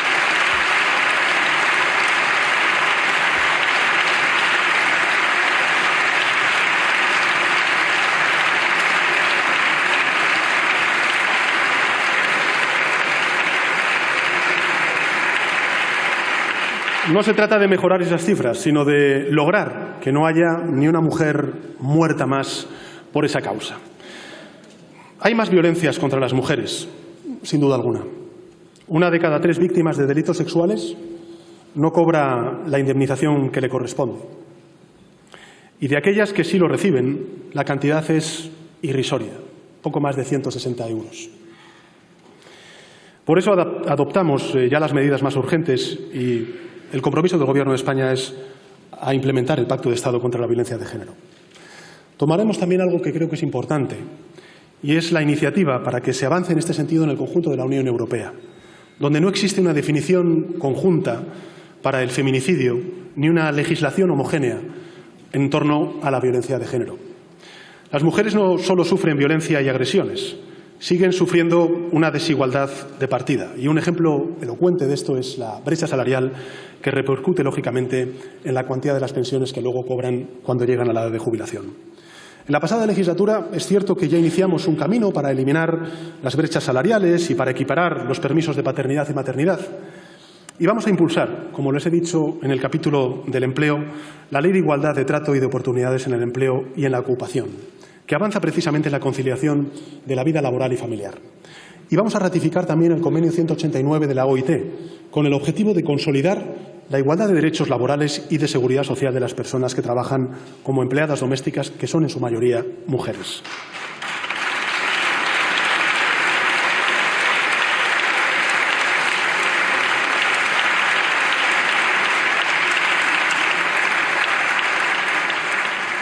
Es innegable que todavía existen techos de cristal que impiden el desarrollo profesional de muchísimas mujeres en muchos ámbitos profesionales. Afortunadamente, no en todos. Fíjense, el 54% de las mujeres están en puestos directivos y en el mando de cooperativas de trabajo. Si pueden hacerlo en cooperativas, ¿por qué no lo van a poder hacer en el conjunto y en el resto de empresas? Hoy, además, y este es un dato yo creo que muy ilustrativo de la realidad dura que viven muchísimas mujeres en nuestro país, el 83% de los hogares monoparentales están compuestos por mujeres con hijos y casi la mitad, el 42,9% de estos hogares están en riesgo de pobreza. Problemas como estos y otros muchos deberán tener respuesta en lo que les anuncio será una ley de familias, en plural, no en singular, en plural, una ley que dará respuesta a las nuevas realidades como las familias numerosas de nuestro tiempo, como las familias monoparentales, los partos múltiples y las familias de acogida.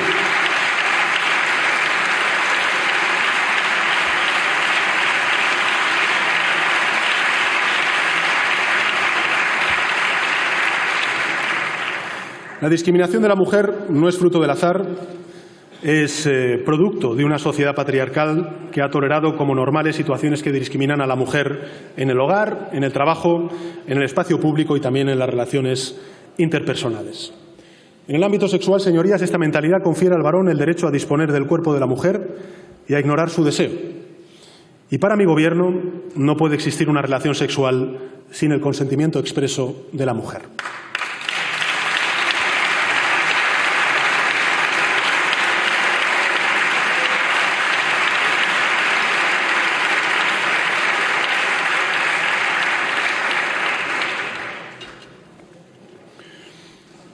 El silencio no equivale a una afirmación y por eso les anuncio que modificaremos la tipificación de los delitos sexuales porque una violación es una violación. No queremos manadas ni lobos solitarios en las calles de nuestro país.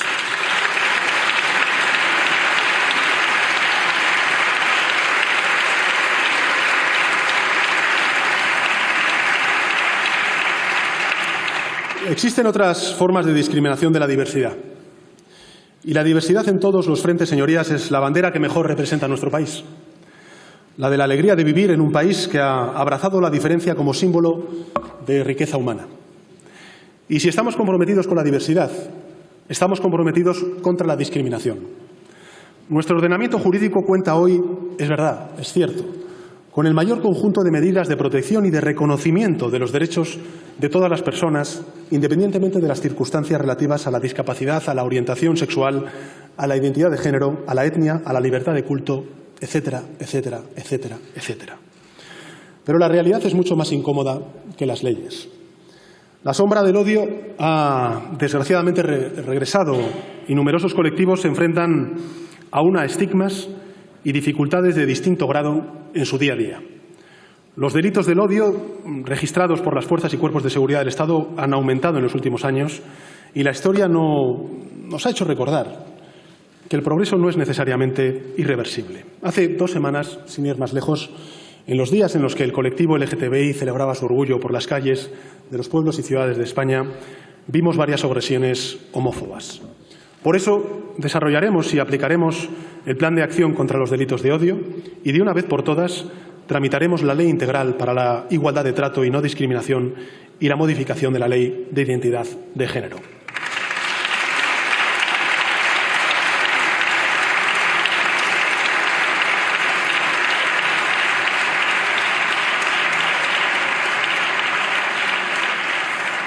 Vamos a proponer también que nuestra Constitución se adapte a las exigencias recogidas en la Convención de Derechos de las Personas con Discapacidad de Naciones Unidas. Es decir, vamos a proponer, como hicimos antes de que terminara la pasada legislatura, la modificación del artículo 49 de nuestra Constitución para que desaparezca el término disminuidos y espero para ello encontrar el acuerdo unánime de esta Cámara.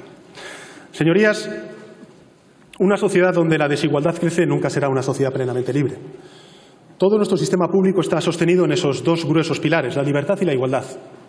Y cuando uno de ellos falla, se derrumba el edificio entero. Ese es el 5º eje de actuación al que haré referencia a continuación. El de la justicia social. El de la justicia social no como elección, sino como una necesidad para el progreso de nuestras sociedades, para el progreso de todos y de todas. Por eso es necesario que establezcamos mecanismos que busquen la predistribución de la riqueza, además de la redistribución, es decir, mecanismos que permitan repartir esa riqueza más justamente desde el mismo momento en que se produce. De ahí que la subida del salario mínimo interprofesional hasta situarlo al final de la legislatura en el 60% del valor del salario medio, como establece la Carta Social Europea, sea fundamental.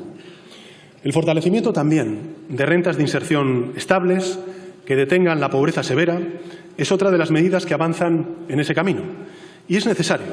Además, les propongo que lo hagamos poner sobre la mesa el debate con rigor, con seriedad, sobre la propuesta de un ingreso mínimo vital vinculado a la lucha contra la pobreza infantil. Por eso hemos destinado a esta causa, el de la pobreza infantil, 210 millones de euros. Y este verano hemos dedicado 15 millones al programa Beca, como hicimos el año pasado, destinado a financiar el ocio vacacional y los comedores escolares en el periodo estival. Y por eso también impulsaremos un gran pacto nacional contra la pobreza infantil. Y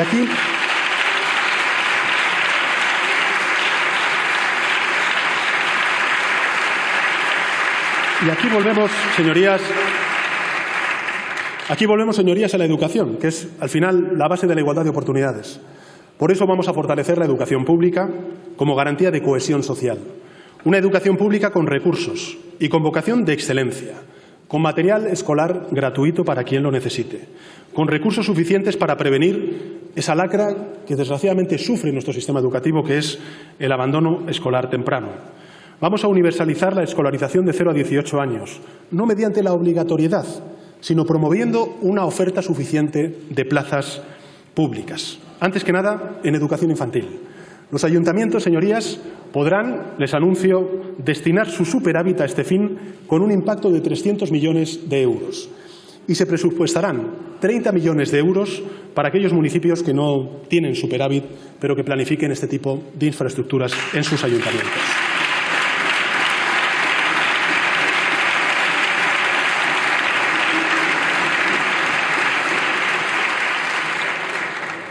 Vamos a apostar por la gratuidad desde las escuelas infantiles hasta las de la primera matrícula universitaria. Vamos a revisar en profundidad el sistema de becas. En primer término, incrementando su dotación. En segundo término, simplificando y agilizando las ayudas, que deben llegar también a los estudiantes de posgrado. Y en último término, priorizando la situación económica de las familias. Porque el rendimiento académico no solo depende del mérito, sin duda alguna importante, sino también de las condiciones de partida de cada persona en la vida. Abordaremos de forma urgente la modernización del currículo escolar básico para que se garantice la formación integral de los alumnos y el desarrollo de las competencias clave. Les avanzo que para ello vamos a crear un Instituto de Desarrollo Curricular y de Innovación Educativa en coordinación con los gobiernos autonómicos y también con la comunidad educativa. Somos ambiciosos, señorías, en todo lo que compete a los niños y a los jóvenes de nuestro país, porque en ningún lugar mejor podemos depositar nuestro legado. Queremos que España se convierta en el mejor país del mundo para ser niño. Desde el derecho a la educación hasta el derecho a jugar, tal y como reconoce la Declaración de Salzburgo. Eso nos garantizará no solamente el futuro, sino también una sociedad fuerte en nuestro país.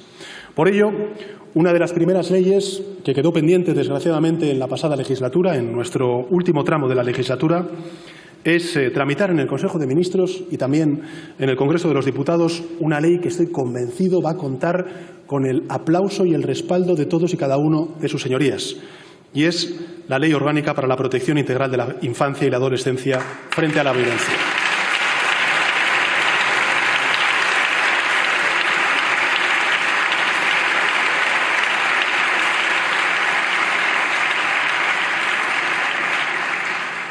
Señorías, nuestra apuesta por los jóvenes también es irrenunciable. Desarrollaremos un Plan Nacional de Fomento de la Emancipación Juvenil y también vamos a hablar de vivienda, porque efectivamente el acceso a la vivienda es uno de los principales problemas. Es ahora mismo concebido, sobre todo por la gente joven de nuestro país, como un privilegio, no como un derecho constitucional. Somos conscientes de que este es uno de los grandes problemas de España y por eso es necesario avanzar. Lo que les anuncio y lo que les propongo a la Cámara, señorías, y tengo su confianza, es impulsar una ley estatal de vivienda con el objetivo de recoger su función social, evitar las situaciones de desamparo y exclusión residencial y regular el servicio público. Además, se van a adoptar medidas para frenar aún más las subidas abusivas de los alquileres y se va a revisar el Plan Estatal de Vivienda con el objetivo de fomentar los arrendamientos asequibles. Queremos una España en la que la ley de dependencia, por lo demás, vuelva a funcionar. Lo hicimos en nuestro acuerdo presupuestario y, desgraciadamente, naufragó como consecuencia del rechazo mayoritario de la Cámara. Vamos a consolidarla a través de una nueva ley marco estatal de servicios sociales. Incorporaremos también la teleasistencia avanzada y la figura del asistente personal al catálogo de prestaciones del sistema para que nuestros mayores puedan seguir viviendo en sus casas si así lo desean. Y además recuperaremos la financiación, la aportación estatal de dependencia, como desgraciadamente fue recortado durante estos últimos años. Señorías, nuestro sistema público sanitario es el tercero más eficiente del mundo, un sistema cuya universalidad, afortunadamente, recuperamos nada más llegar al Gobierno y que también fue anticipado por otros gobiernos progresistas en distintas comunidades autónomas. Tenemos, en definitiva, un gran sistema sanitario del que su mejor activo son sus profesionales, pero evidentemente queda mucho por hacer. Vamos a trabajar en la ampliación de la cartera de servicios sanitarios fundamentales y uno de ellos tiene que ser el de la salud bucodental. Y eliminaremos progresivamente el copago farmacéutico a los colectivos de mayor vulnerabilidad. Como acabo de explicar, vamos a trabajar por una España en la que la igualdad sea la base de nuestra convivencia. Pero eso es necesario, además, hacerlo también desde el punto de vista territorial. No solamente garantizar la cohesión social, sino también la cohesión territorial. Conseguir que esos y otros derechos sean iguales para todos los ciudadanos y ciudadanas, vivan donde vivan. En estas 4 décadas, España ha culminado el proceso de descentralización más avanzado de la historia. Lo ha hecho desde el acuerdo, nunca desde la imposición, desde el respeto profundo a nuestra rica diversidad. El Estado autonómico ha servido para cohesionar España, sin duda alguna. Hemos reducido las desigualdades entre territorios gracias a la descentralización. La España de las autonomías, señorías, fue y es una gran idea. Pese a ello, existen desequilibrios que debemos afrontar con valentía para garantizar la igualdad de todos los españoles. Uno de esos desequilibrios es el de las infraestructuras, que tanto han servido para la cohesión de nuestro país. Conectar territorios es conectar oportunidades, conectar territorios es, sin duda alguna, conectar ciudadanos, sino que se lo pregunten a los vecinos y vecinas de Granada. Señorías, me comprometo a impulsar un pacto de Estado en materia de infraestructuras y transporte que garantice el cumplimiento de los planes ferroviarios de alta velocidad actualmente en ejecución, que estudie las conexiones largamente demoradas, como las conexiones de Cantabria o de Extremadura, y que determine la inversión en cercanías y actuaciones necesarias en los corredores del Mediterráneo y también el Atlántico. Tenemos por delante un reto fundamental en el ámbito autonómico, señorías, y es abordar la reforma de nuestro sistema de financiación autonómica y local, concretando necesidades, recursos para fortalecer el sistema, la suficiencia, la solidaridad territorial y nuestro estado del bienestar que gestionan en gran medida las comunidades autónomas. Ya dimos los primeros pasos al recuperar el diálogo constante con las comunidades autónomas durante los últimos 12 meses de legislatura. Y ese mismo diálogo es imprescindible para abordar ese y otros retos, como es, por ejemplo, el de la despoblación o el del reto demográfico. En muchos pueblos, señorías, la gente ha tenido que marcharse porque no tenía un médico, un colegio cerca, no porque desearan marcharse. En muchos pueblos ya no hay farmacia, ya no hay una agencia bancaria, tampoco hay presencia de la Guardia Civil. Y en este último ámbito vamos a avanzar en 2 frentes. Primero, el de recuperar el número de efectivos de las fuerzas y cuerpos de seguridad del Estado, perdidos durante los 7 años de la administración anterior. La oferta de empleo público del año 2019 es la mayor de los últimos años. Supone más de 2.500 nuevos puestos de la Policía Nacional y más de 2.200 nuevos puestos de la Guardia Civil. En segundo lugar, vamos a impulsar el plan de infraestructuras de la Guardia Civil, una dotación de 600 millones de euros para los próximos 7 años. Y este ámbito de tendencia se mantendrá hasta garantizar algo que para nosotros es fundamental y es el servicio público de la seguridad de nuestros pueblos. A partir de las directrices ya aprobadas en la pasada legislatura, ultimaremos la Estrategia Nacional por el Reto Demográfico. ¿Y qué haremos para revitalizar la España interior? En primer lugar, garantizar el acceso a los servicios públicos, a la conectividad territorial, física y digital. En segundo lugar, vamos a propiciar e impulsar la creación de empleo, promover el emprendimiento, el trabajo autónomo y también reducir cargas administrativas y fiscales. Y en tercer lugar, dar un nuevo impulso al sector agroalimentario, promoviendo el turismo sostenible del interior y apostando por el fomento de las energías limpias y el tejido industrial asociado. Queremos una España en la que cada uno elija dónde desea vivir y pueda hacerlo en igualdad de oportunidades. Un mandamiento, señorías, firme del Gobierno que pretendo formar si la Cámara me otorga su confianza. Señorías, el sexto eje es el de una España que se tiene que volcar en la causa de una Europa unida. La Unión es más que un espacio de valores y principios que nos definen, es también nuestra mejor defensa para hacer frente a los desafíos inabarcables si actuáramos por separado. Los 5 retos a los cuales antes he hecho referencia, la disrupción tecnológica, el cambio climático, el empleo, la sostenibilidad de nuestro estado del bienestar, por poner algunos de ellos, solo pueden afrontarse con garantías de éxito desde una unión más sólida. En pocos ámbitos esa necesidad es tan acuciante como, por ejemplo, en la política migratoria. ¿Europa necesita una migración regular y ordenada? Sí, sin duda. Pero al mismo tiempo ha de combatir la inmigración irregular, porque eso significará combatir las tramas y las mafias que trafican con seres humanos. Y tenemos que hacerlo desde 2 principios fundamentales, el de la responsabilidad y el de la solidaridad. España ha demostrado durante este año que se puede combinar una política migratoria responsable con una respuesta solidaria y acorde a los valores europeos que están inscritos en nuestros tratados fundacionales. En este sentido, quiero hacer una mención expresa y el reconocimiento por parte del grupo parlamentario al que represento, pero estoy convencido que también de todos ustedes, a la mención, a la labor, mejor dicho, extraordinaria de los trabajadores de salvamento marítimo en nuestras costas, que han rescatado a 50.000 seres humanos de un destino trágico en 2018.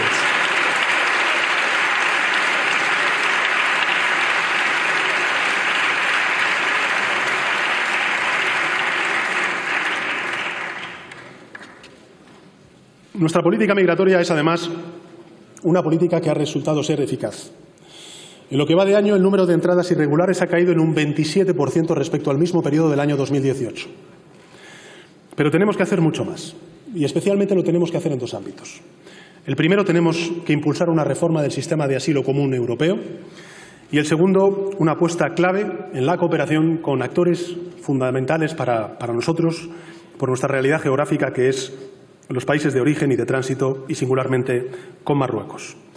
El fenómeno migratorio tiene un alto grado de potencialidad divisiva, no solo entre socios europeos, como hemos podido ver durante estos últimos años, sino también en nuestras sociedades. Por eso tenemos que combatir la instrumentalización de ese fenómeno con decisión y reforzar la cooperación al desarrollo como un vector fundamental.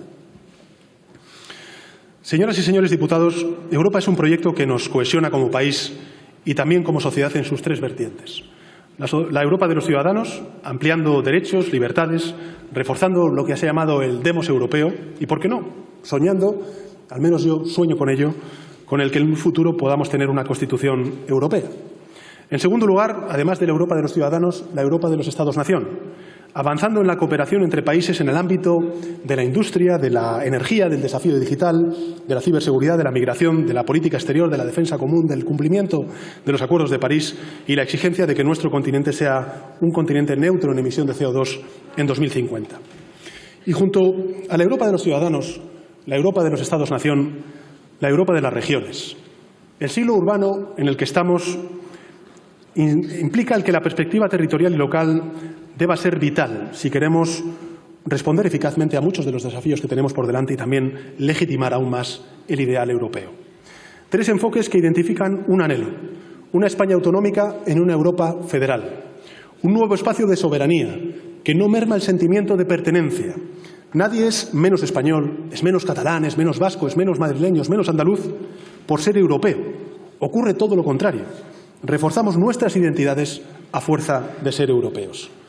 Aprendamos, señorías, de las lecciones que ofrecen experiencias recientes como el Brexit, un proceso contrario a la lógica de los tiempos, al sentido de la historia, construido sobre una falacia, sobre la mentira, y ha debilitado una democracia tan importante a la cual miramos todos, como es la democracia británica, y ha socavado hasta incluso los consensos más esenciales y primarios en la sociedad británica.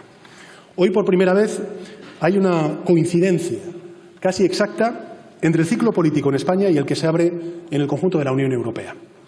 A su vez, contamos con una hoja de ruta que está marcada por la política multilateral, por Naciones Unidas, que es la Agenda 2030. Tenemos, por tanto, una ocasión única, señorías, para alinear nuestras políticas desde esa triple vertiente, desde ese triple enfoque: España, Europa y Naciones Unidas a través de la Agenda 2030. Yo les pregunto, ¿qué es más útil? ¿Ejercer una soberanía pequeña e inútil desde el aislamiento o ser parte de un espacio común, compartiendo soberanía para enfrentar desafíos que nos desbordan como país? En esta disyuntiva, a mi juicio, señorías, la respuesta es clara: compartir, no dividir; integrar, no aislar. España llegó más tarde de lo que merecía a Europa, pero llegó para quedarse y comprometerse definitivamente con el ideal europeo. Hoy asumimos un renovado protagonismo, del que el mejor ejemplo es la candidatura de Josep Borrell, un catalán español, un español catalán, para estar al frente de la diplomacia europea.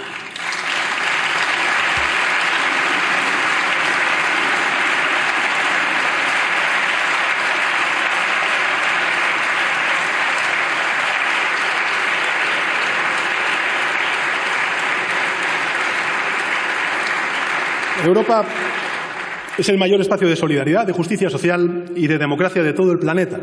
Somos el primer donante global de cooperación al desarrollo, sobre todo en África. Europa, como ideal, vive mucho más allá de sus fronteras en su compromiso, por ejemplo, con el Sahel, con Palestina o con Latinoamérica. Vivimos un momento trascendental para el futuro de la Unión, señorías. Un momento en el que lo relevante no es pensar en lo que España puede obtener, sino en lo que España puede aportar a la Unión. Somos un interlocutor único, idóneo en su capacidad de diálogo.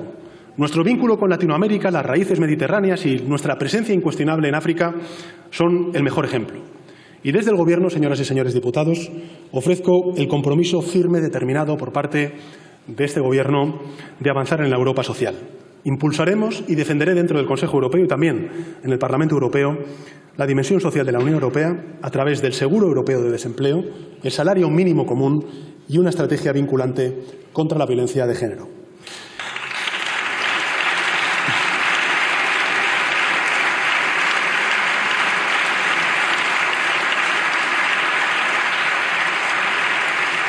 Del mismo modo, es imprescindible contar con un auténtico presupuesto europeo, un presupuesto que consolide líneas estratégicas para nuestro país, como es la política agraria común, esencial para el medio rural, para nuestros agricultores y también para nuestros ganaderos. Trabajaremos por una PAC orientada a mantener la rentabilidad, a favorecer un medio rural vivo, atractivo para los jóvenes, a reconocer el papel fundamental que juegan las mujeres en el medio rural, la calidad, la sostenibilidad y la innovación en los procesos.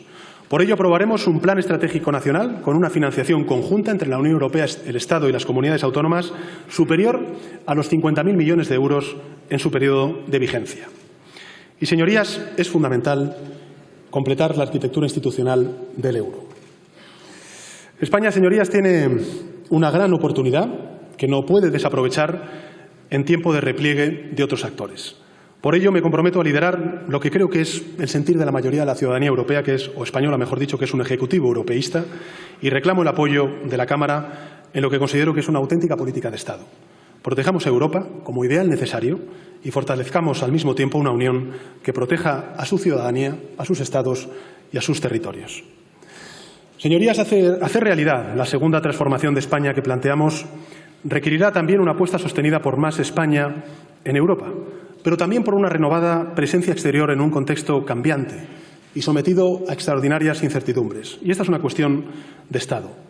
Somos una potencia media en relevancia geoestratégica, esto es evidente, pero también tenemos una vocación global.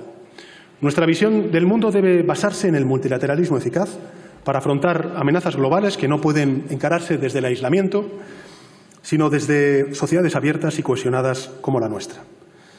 En ejercicio de esa vocación, hoy más de 2.500 hombres y mujeres de nuestras Fuerzas Armadas participan en 15 misiones internacionales. En 2018, el año que acabamos de dejar, se cumplieron 25 años de la primera baja sufrida por nuestras Fuerzas Armadas en misiones internacionales de paz, cuando el teniente Muñoz Castellanos fue mortalmente herido cuando llevaba medicamentos a la ciudad de Mostar, en Bosnia. Su recuerdo evoca el de todos los hombres y mujeres que sacrificaron su vida cumpliendo una misión que no solamente nos enorgullece como españoles, sino como sociedad comprometida con los valores democráticos, con los derechos humanos dentro y más allá de nuestras fronteras. España, en su acción exterior, señorías, debe abrirse con la misma determinación con la que lo hacen las empresas, los emprendedores, conscientes de su peso real, pero también de la fortaleza que tenemos. El continente americano siempre será un ámbito nuclear de la acción exterior de España. Me propongo avanzar en el reforzamiento de una relación llena y cargada de simbolismos, lazos culturales, económicos, a partir de 4 vectores. En primer lugar, el espacio multilateral como dinámica de coordinación en materias como la extensión de la lengua o de la cultura. Incrementar, en segundo lugar, recursos en cooperación a Iberoamérica, al desarrollo, esa cooperación, lógicamente, y alinearlos con los objetivos de la Agenda 2030.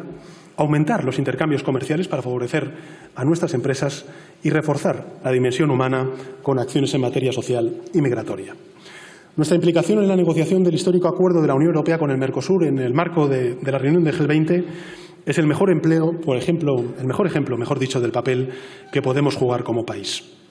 España, por lo demás, señorías, debe seguir siendo un actor relevante en el fortalecimiento de las instituciones democráticas en Latinoamérica. Y por ello, en relación con un país hermano, que lógicamente es objeto de controversia también en la política doméstica, en relación con Venezuela, es preciso mantener nuestros compromisos con el Grupo Internacional de Contacto a partir de una salida pacífica de la crisis, negociada entre venezolanos y con la celebración de elecciones que tengan las debidas garantías y la supervisión de la comunidad internacional. Del mismo modo, es imprescindible reforzar nuestro compromiso para superar la crisis humanitaria y proteger a la colectividad española en ese país, cuyo sufrimiento, lógicamente, sentimos como propio. En un mundo cada vez menos eurocéntrico, Asia es uno de los centros de poder más relevantes. Y en este sentido, señorías, les alerto de que la relación de Europa con China es sin duda alguna uno de los dilemas estratégicos más importantes de nuestro tiempo. Y España debe implicarse de forma decidida en esta reflexión. Lo tenemos que hacer como España y también como Europa. Esta visión debe ir acompañada del fortalecimiento de los lazos bilaterales más estrechos con otros países de un área que, por supuesto, es clave en la economía y en el comercio global. Y la globalización se adentra en una nueva etapa a partir de un concepto clave que son las infraestructuras de conectividad entre Asia y Europa. ¿Debemos estar presentes en este auténtico cambio de paradigma? Sí, pero también tenemos que hacerlo desde la defensa del multilateralismo y un sistema internacional de comercio basado en reglas. El continente africano es otro marco de acción prioritario para España, tanto por proximidad geográfica como por convicción moral. Estamos comprometidos con un espacio llamado a experimentar una gran transformación en las próximas décadas y que va a duplicar su población en el año 2050. El Plan África 3, aprobado recientemente en el Consejo de Ministros, también con la colaboración del anterior Congreso de los Diputados, será uno de los ejes de actuación más relevantes en este ámbito. Señorías, defender la paz y la seguridad implica también contar con los recursos adecuados. Y por ello vamos a continuar con el aumento progresivo del presupuesto de defensa conforme a los compromisos con nuestros socios y el fortalecimiento de nuestras capacidades. Hemos sido y seguiremos siendo uno de los principales impulsores de la Europa de la defensa. España defiende esa visión en un marco mucho más amplio, que es el de la OTAN, y debe materializarlos participando en cuantas iniciativas contribuyan a la mayor integración europea en este territorio. Es preciso impulsar una auténtica cultura de la seguridad nacional, implicar, en consecuencia, a la sociedad en la defensa como tarea colectiva, como elemento de cohesión cívica. Avanzaremos en el modelo integral de la gestión de crisis, con una apuesta decidida por la mejora de las infraestructuras de comunicaciones, la ciberseguridad, como antes les he comentado, un ámbito en el que también está en juego la fortaleza de nuestro sistema democrático.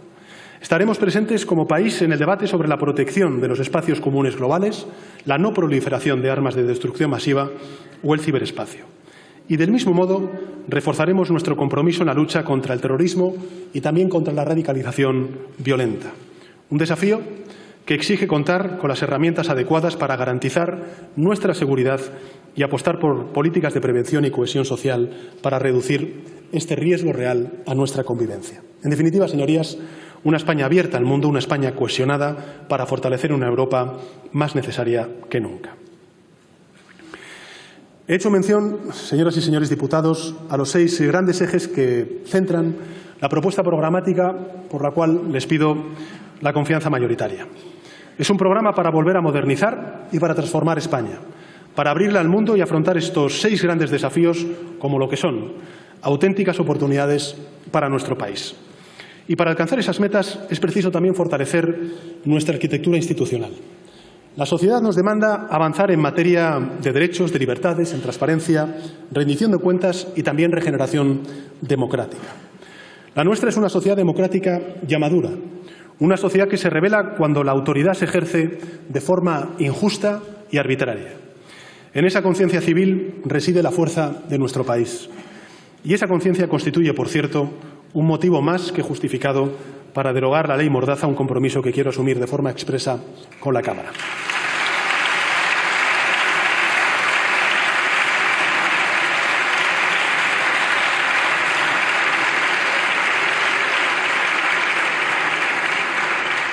Para que cada generación haga suyo el sistema jurídico en el que vive, es necesario avanzar en el reconocimiento efectivo de nuevos derechos y mantener la garantía de los ya existentes. Hace unos meses, señorías, todos lo recordamos, nos sentimos profundamente conmovidos con la historia de Ángel Hernández y de su mujer, María José Carrasco, enferma de esclerosis múltiple. Fue un auténtico aldabonazo a la conciencia colectiva de una sociedad que, en reiteradas ocasiones, señorías, muestra su predisposición a regular el derecho a la eutanasia y el derecho a una muerte digna. Vamos a impulsar ya esa regulación, defendiendo el derecho a elegir con libertad hasta el último minuto y a recibir la mejor atención médica en ese trance tan duro. Y con el mismo afán es preciso impulsar una Carta de Derechos Digitales. Hay quien se refiere a los datos como el petróleo del siglo XXI. Bien, pues evitemos por todos los medios que la explotación indiscriminada de los mismos se constituya en un peligro para nuestra dignidad y cree nuevos privilegios. Reconocimiento, por tanto, de nuevos derechos, pero también mejora de las condiciones en que se ejercen otros que necesitan de una especial protección. Es necesario impulsar una ley sobre la libertad de conciencia para dotar a la sociedad de más recursos en la lucha contra la intolerancia en todas sus vertientes. Con idéntica filosofía, tenemos que suprimir el voto rogado. Estamos ante una auténtica tragedia democrática. Es intolerable que apenas 6 de cada 100 españoles residentes en el exterior ejercieran el derecho al voto el pasado 28 de abril. Un ciudadano español lo es independientemente del lugar en el que resida.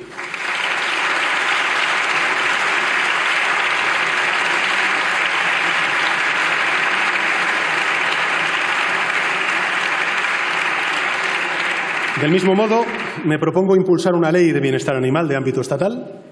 La ciudadanía nos pide firmeza frente a la crueldad y el sufrimiento de los animales. Y la sociedad demanda igualmente que regulemos con valentía el juego, que se ha extendido de forma descontrolada en las calles de nuestro país y en particular en los distritos con menos renta.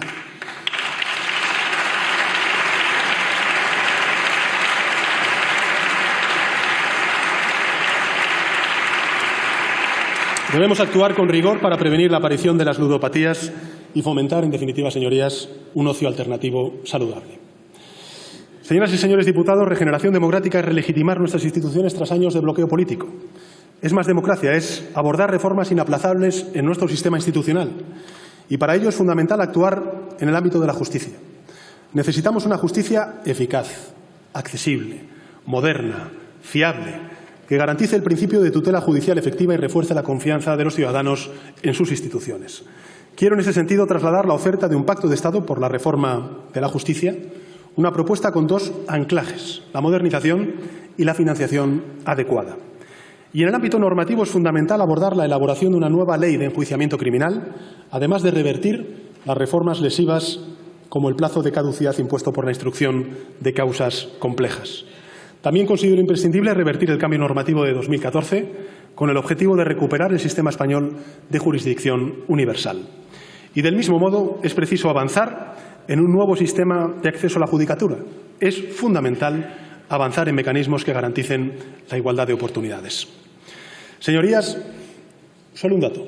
En 2014, para un 60% de españoles, para un 60% de los españoles, la corrupción era uno de los 3 principales problemas al que hacía frente nuestro país. Hoy, 5 años después, esa cifra se ha reducido en un 26%. O se ha reducido, mejor dicho, al 26%.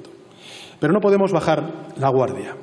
Por eso les anuncio que impulsaremos una ley integral de protección de testigos y denunciantes de casos de corrupción, con las máximas garantías para que quien denuncia prácticas corruptas pueda sentirse protegido, y también el máximo reproche social para una conducta que corroe los cimientos de nuestra democracia.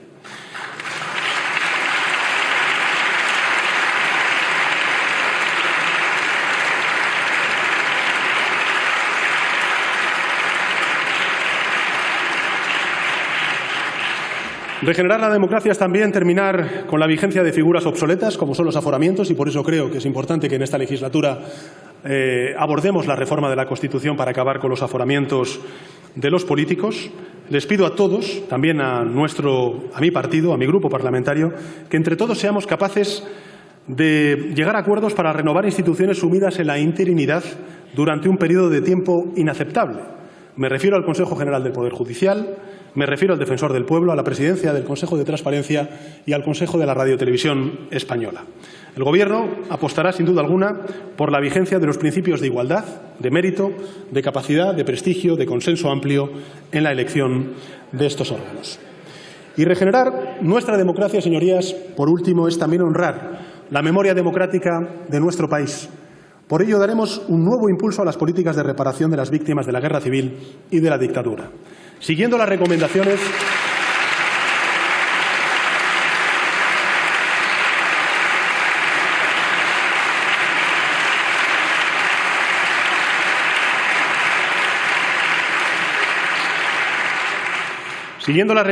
de Naciones Unidas, el Estado asumirá directamente la gestión de las políticas y actuaciones de búsqueda de la verdad, de la justicia y de la reparación.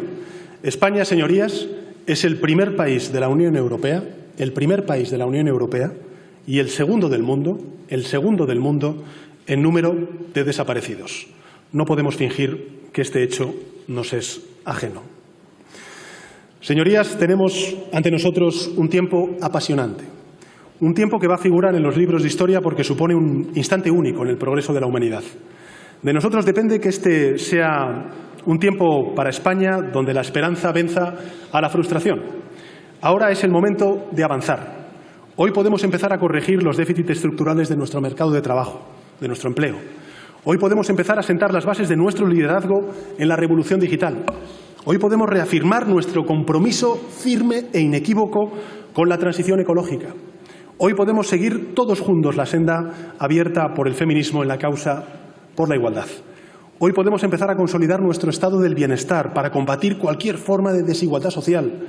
Hoy tenemos la oportunidad de ponernos al frente de las transformaciones que necesita la Europa en la que creemos.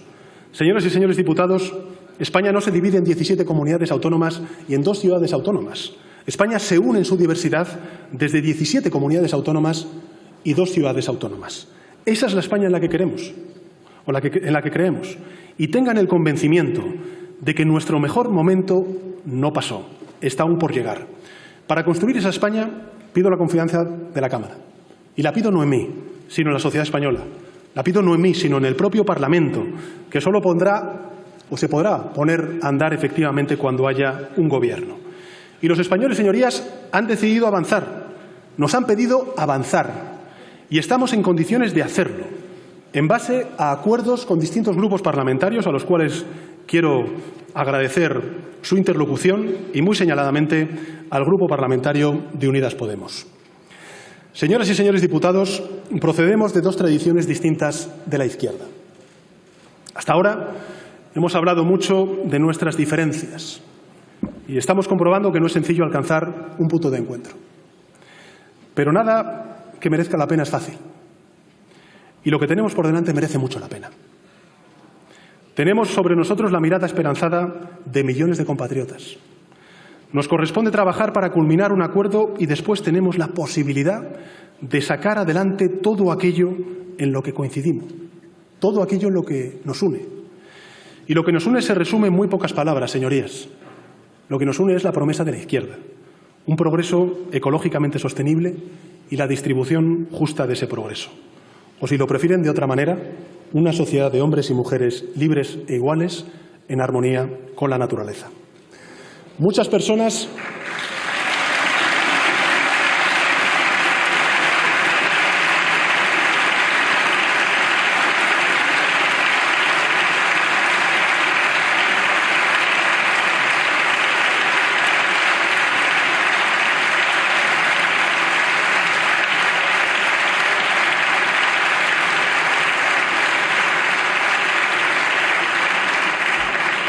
Muchas personas han puesto un gran esfuerzo y una gran ilusión en que uniéramos nuestras fuerzas, pero también en que uniéramos mucho más que nuestras fuerzas, que uniéramos nuestra sensibilidad, nuestra inteligencia, nuestra experiencia para mejorar la vida de la gente y de este modo cambiar la historia de España. Debemos atender a esa llamada y debemos hacerlo guiados por el ejemplo de las generaciones que nos precedieron y de la Constitución que nos legaron. Señoras y señores de la bancada conservadora, sé que ustedes preferirían marchar en otra dirección a la que he propuesto desde esta tribuna. Pero eso, señorías, ya lo decidieron los españoles el pasado 28 de abril. No les pido que apoyen este proyecto. Lo que les pido es que retiren las barreras. Lo que les pido es que permitan que España tenga gobierno. Lo que les pido, lo que les exijo, es que España avance. Gracias.